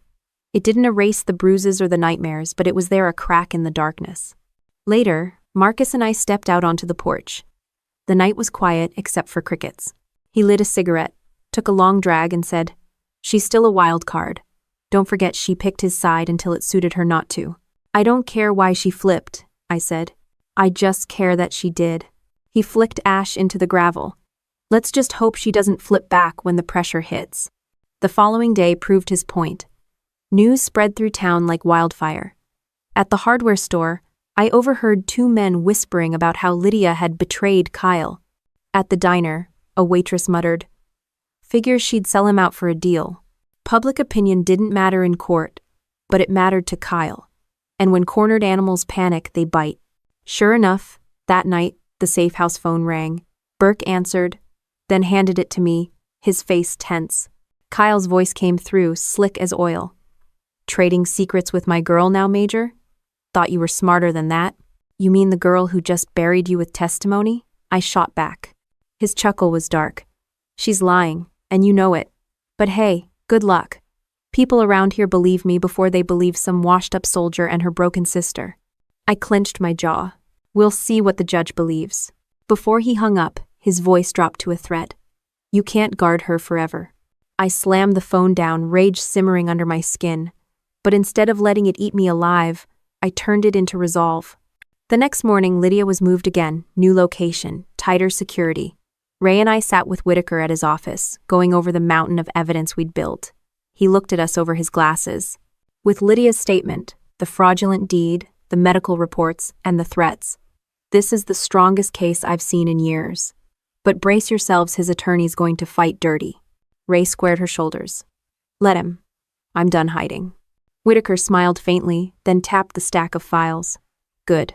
Because once this hits court, there's no turning back." That night, back at the house, Ray made dinner for the first time in weeks. It was just boxed mac and cheese, but watching her stir the pot while humming under her breath felt like victory. I stood in the doorway, arms crossed, memorizing it. She caught me staring. "What?" "Nothing," I said. "Just good to see you standing again." She rolled her eyes but smiled. As the three of us sat down to eat, Marcus raised his glass of water. To Ray and to making bastards sweat. Ray laughed, clinking her glass against his. And for that moment, the house felt lighter, stronger, unshakable. The morning sun cut across the kitchen table, lighting up the piles of documents Whitaker had left us to review. Ray sat in her robe with a pen in hand, her voice steady as she read aloud parts of her draft statement. "He threatened me after every beating. Said if I told anyone, I'd lose more than my dignity. He said he'd take Redwood Ranch out from under me. And then he did." Her hand trembled slightly, but she didn't stop. She finished the page, set it down, and looked at me. "How does it sound?" "Like the truth," I said. Marcus leaned against the counter with his arms crossed. "And the truth doesn't need dressing up. Stick to it." Ray exhaled slowly. "Then that's what I'll do." For the next several hours, we worked through every detail. Hospital reports, photographs, witness statements. I drilled her like I would a young soldier before inspection. "Say it again. This time, shorter. Clearer. No hesitation." "Ah, well." She repeated her answers, stronger each time. When her voice faltered, I tapped the table. Again. At first, she groaned. "I'm not in boot camp, Olivia." "No," I said. "But court's going to feel worse. If you can say it here under pressure, you can say it there." By the 5th round, her voice was firm. By the 10th, it was steel. That evening, Whitaker stopped by to check progress. He listened to Ray's statement, nodding. "She's ready," he said. Then he glanced at me. "And you?" I shrugged. "I'll handle myself." Whitaker smirked. You're not cross-examining in Kandahar, Major. This is a courtroom, keep your temper. Judges hate fireworks. I didn't argue, but Marcus gave me a look that said he agreed. The following day, we met at Whitaker's office to finalize exhibits. He laid out the photos on a long table, raised bruises, the forged deed, Lydia's signed testimony. Each piece was bagged, tagged, and numbered.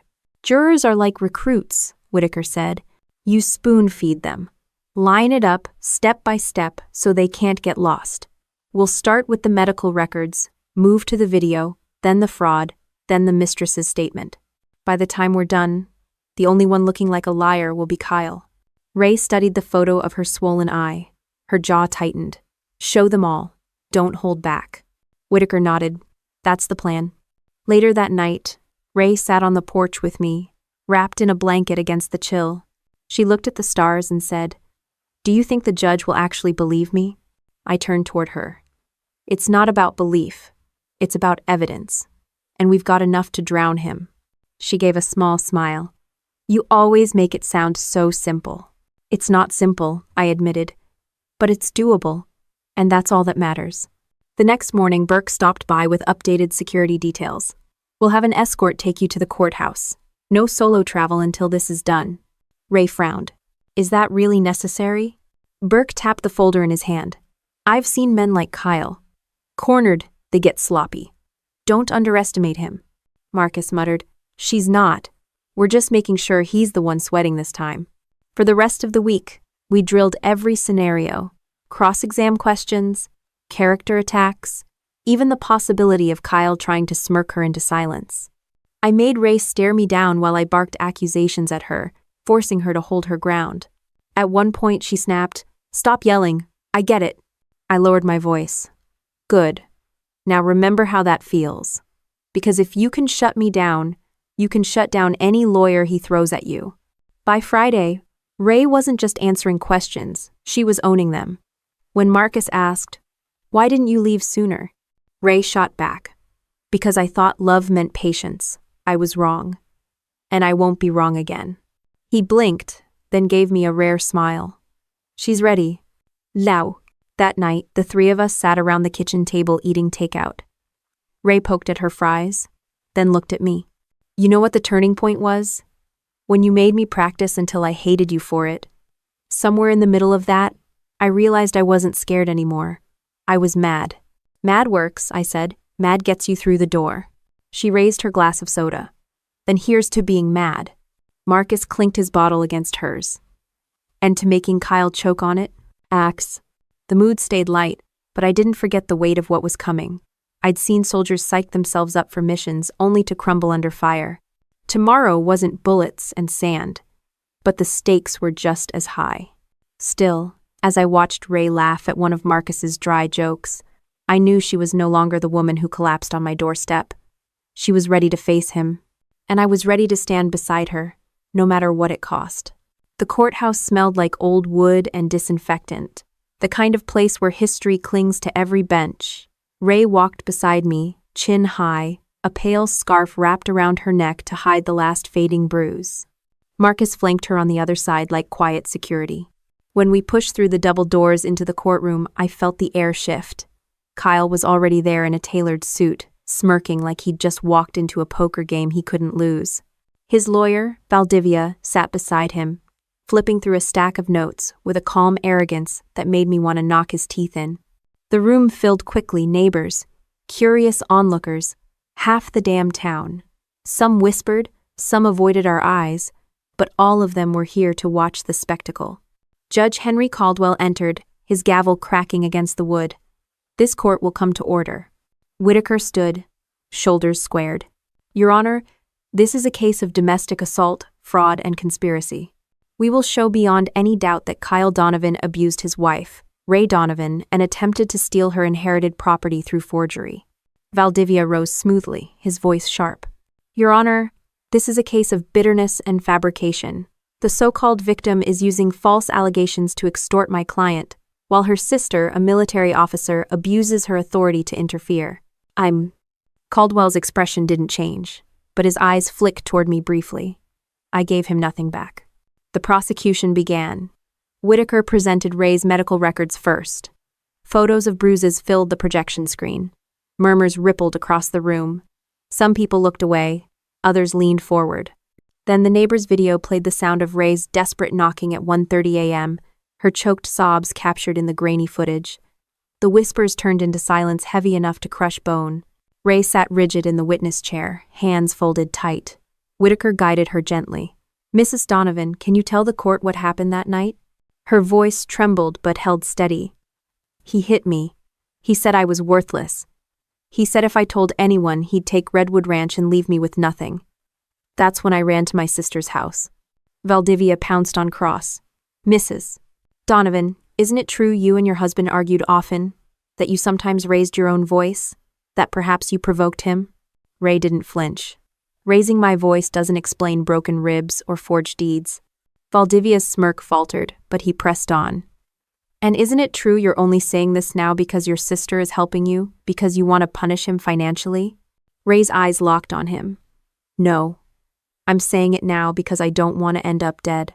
The jury stirred. Whitaker let the words hang before moving on. Next came the forged deed. A clerk from the county office testified, admitting Kyle himself had dropped off the paperwork, claiming Ray was too busy to sign in person. The signatures glowed on the screen, side by side with Ray's real ones. The difference was laughable. Valdivia tried spinning it, perhaps sloppy but not criminal. That's when Whitaker dropped the hammer. "Your Honor, we also have testimony from Lydia Torres, Mr. Donovan's mistress." The courtroom buzzed like a hive.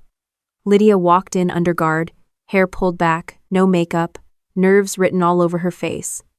She sat down, adjusted the mic, and glanced at me before speaking. "Kyle promised me land, said it was ours if I stood by him. He laughed about forging the signatures. He bragged she'd never fight back. I stayed quiet because I was scared, but I'm not quiet anymore." Kyle shot up from his chair. "You lying." "Order," Judge Caldwell barked, slamming the gavel. "Mr. Donovan, sit down or you'll be removed." Valdivia tried damage control, grilling Lydia about her debts, her affair, her motives. She held her ground. "Yes, I made mistakes. But I didn't forge signatures. I didn't beat Ray. Kyle did." The words landed like bullets. Finally, Whitaker called me. I swore in, took the stand, and fixed my gaze straight ahead. "Major Grant," Whitaker said, "why did you get involved in your sister's case?" "Because she came to my door half dead, begging for help. Because the system drags its feet, and because I'm not about to watch a man bury my sister alive with lies." Valdivia came at me hard. "Major, isn't it true your military background makes you aggressive? That you might have influenced your sister with intimidation?" I leaned forward. "You're confusing discipline with intimidation. I don't scare my sister. Kyle did that all by himself." Somebody in the gallery actually clapped before the bailiff hushed them. By the time closing arguments rolled around, the room felt electric. Whitaker laid it out plain. Bruises don't lie. Signatures don't forge themselves. Mistresses don't turn on lovers unless the truth is worse than the betrayal. Kyle Donovan is guilty of violence, of fraud, of arrogance, and now he's out of time. And Valdivia sputtered through his rebuttal, but it was clear the tide had turned. Even the jurors looked unimpressed. Judge Caldwell didn't rule immediately. This was a preliminary hearing, not the final trial. But his words carried weight heavier than any gavel. Given the evidence presented, this court issues a protective order for Mrs. Donovan, nullifies the fraudulent property transfer, freezes Mr. Donovan's assets, and refers charges of domestic violence and fraud to the district attorney for prosecution. Bail will be reconsidered given the severity of threats. The gallery erupted gasps, whispers, even a few cheers. Kyle slammed his fist on the table, red-faced, spitting curses until deputies dragged him out in cuffs. Ray sat frozen, tears spilling quietly, until I touched her shoulder. She looked up at me, not broken, not afraid, but finally free enough to breathe. The afternoon sun baked the courthouse steps, the heat bouncing off the pavement as deputies hauled Kyle into the transport van. His wrists were cuffed, his head down, his once perfect suit crumpled and damp with sweat. People on the sidewalk shouted some insults, some cheers, some just gawking at the fall of a man who thought he was untouchable. Ray stood beside me, her scarf pulled tighter around her neck, not out of shame but as armor against the stairs. Her hand slipped into mine, and for the first time her grip wasn't trembling. Whitaker came down the steps behind us, legal pad tucked under his arm. "It's not over," he reminded gently. "This is just the start of the DA's case. But the injunction holds. Ray's safe. The land is safe." Safe. A word that finally had weight. We got Ray home, and she moved through the house differently, straighter, quieter, not flinching at every creak of the floorboards. That night she cooked dinner, nothing fancy, just pasta and garlic bread, but she hummed while stirring the sauce. I hadn't heard her hum in months. Marcus raised an eyebrow as we sat down to eat. "She's coming back," he said simply, like he was reporting a mission status. Ray laughed softly. "Don't jinx it." But the corners of her mouth stayed up. The following week, the local paper ran the story. Sheriff's office confirms charges against Kyle Donovan: domestic violence, fraud, property theft. His mugshot was plastered across the front page. Businesses quietly distanced themselves. The pawn shop shut its doors. His buddies at the diner stopped laughing when his name came up. The town that once whispered against Ray now whispered against him. A slow, bitter turn, but a turn nonetheless. Ray started therapy twice a week with Dr. Cortez. The nightmares didn't vanish overnight, but they dulled. Some nights she still woke gasping, but instead of curling into herself, she got up, poured a glass of water, and sat with me on the porch until her breathing slowed. One night, she said, "I thought I'd never feel normal again. But maybe normal isn't what I need. Maybe I just need to feel like me." I squeezed her shoulder. "Then that's the mission. Getting Ray back." She nodded, eyes fixed on the horizon. Meanwhile, I returned to duty at the base. My CO asked if I was ready, if my head was clear. I told him the truth. No soldier's head is ever completely clear, but I'm steady. He nodded, and that was enough. On weekends, I drove back to the ranch. Ray had started working in the garden again, pulling weeds with dirt-streaked hands, humming while she worked. She even joked about repainting the barn, said she'd pick a color Kyle would have hated. Marcus came by with supplies and ended up painting alongside her. Watching them bicker about which ladder was sturdier felt like watching the world stitch itself back together. As for Lydia, she disappeared after the testimony, relocated under protection until the DA needed her again. I didn't waste energy worrying. She'd played her part, and that was enough. The final piece of closure came when Judge Caldwell signed the order officially restoring Redwood Ranch to Ray's name. We drove to the clerk's office together, and Ray signed the confirmation with steady hands. When the clerk stamped it, she exhaled hard, almost laughing. "He tried to erase me," she said quietly. "But here I am, still standing, still mine." I wrapped an arm around her. "Damn right it's yours." That evening, we sat on the porch with bowls of ice cream, watching the sun sink over the pasture. Ray leaned back in her chair, bare feet propped on the railing. "You know," she said, "I don't feel broken anymore. I feel pissed, and that feels a lot better." I laughed, the sound sharp and real. "Anger's fuel. Use it." She smirked. "Don't worry, I plan to." The air grew cooler as the stars came out. Marcus joined us, dropping into a chair with a sigh. "So, Major, what's next? Back to base, full-time?"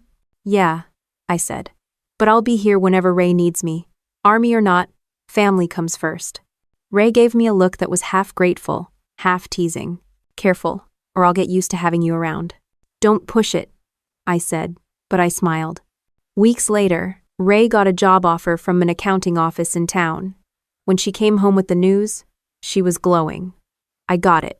Full-time. Benefits. My own office. I hugged her so tight she squeaked. "That's not just a job, Ray. That's a damn reset button." Watching her walk out the door on her first day, dressed sharp, hair pulled back, I felt a weight lift off my chest. She wasn't just surviving anymore. She was living. And for me? I carried the scars battlefield and family field alike, but they didn't define me. What defined me was the sight of my sister smiling again, the ranch safe, and Kyle rotting in a cell waiting for his trial. Justice wasn't perfect. It was messy, slow, and bruising, but it came. And when it did, it gave Ray back her breath, her laugh, and her future. That was enough for me. Some nights I still sit on that porch, boots up, coffee cooling in my hand, thinking about how close I came to losing my sister. People like Kyle think fear will keep you quiet, that a bruised woman won't stand up, that family will crumble under pressure. What he never understood is that blood runs deeper than intimidation, and once you push the wrong woman too far, there's no turning back. I've been through war zones overseas, but nothing tested me more than this fight at home. And if there's one thing I learned, it's that revenge isn't about payback, it's about reclaiming what someone tried to steal from you. Your voice, your future, your damn dignity.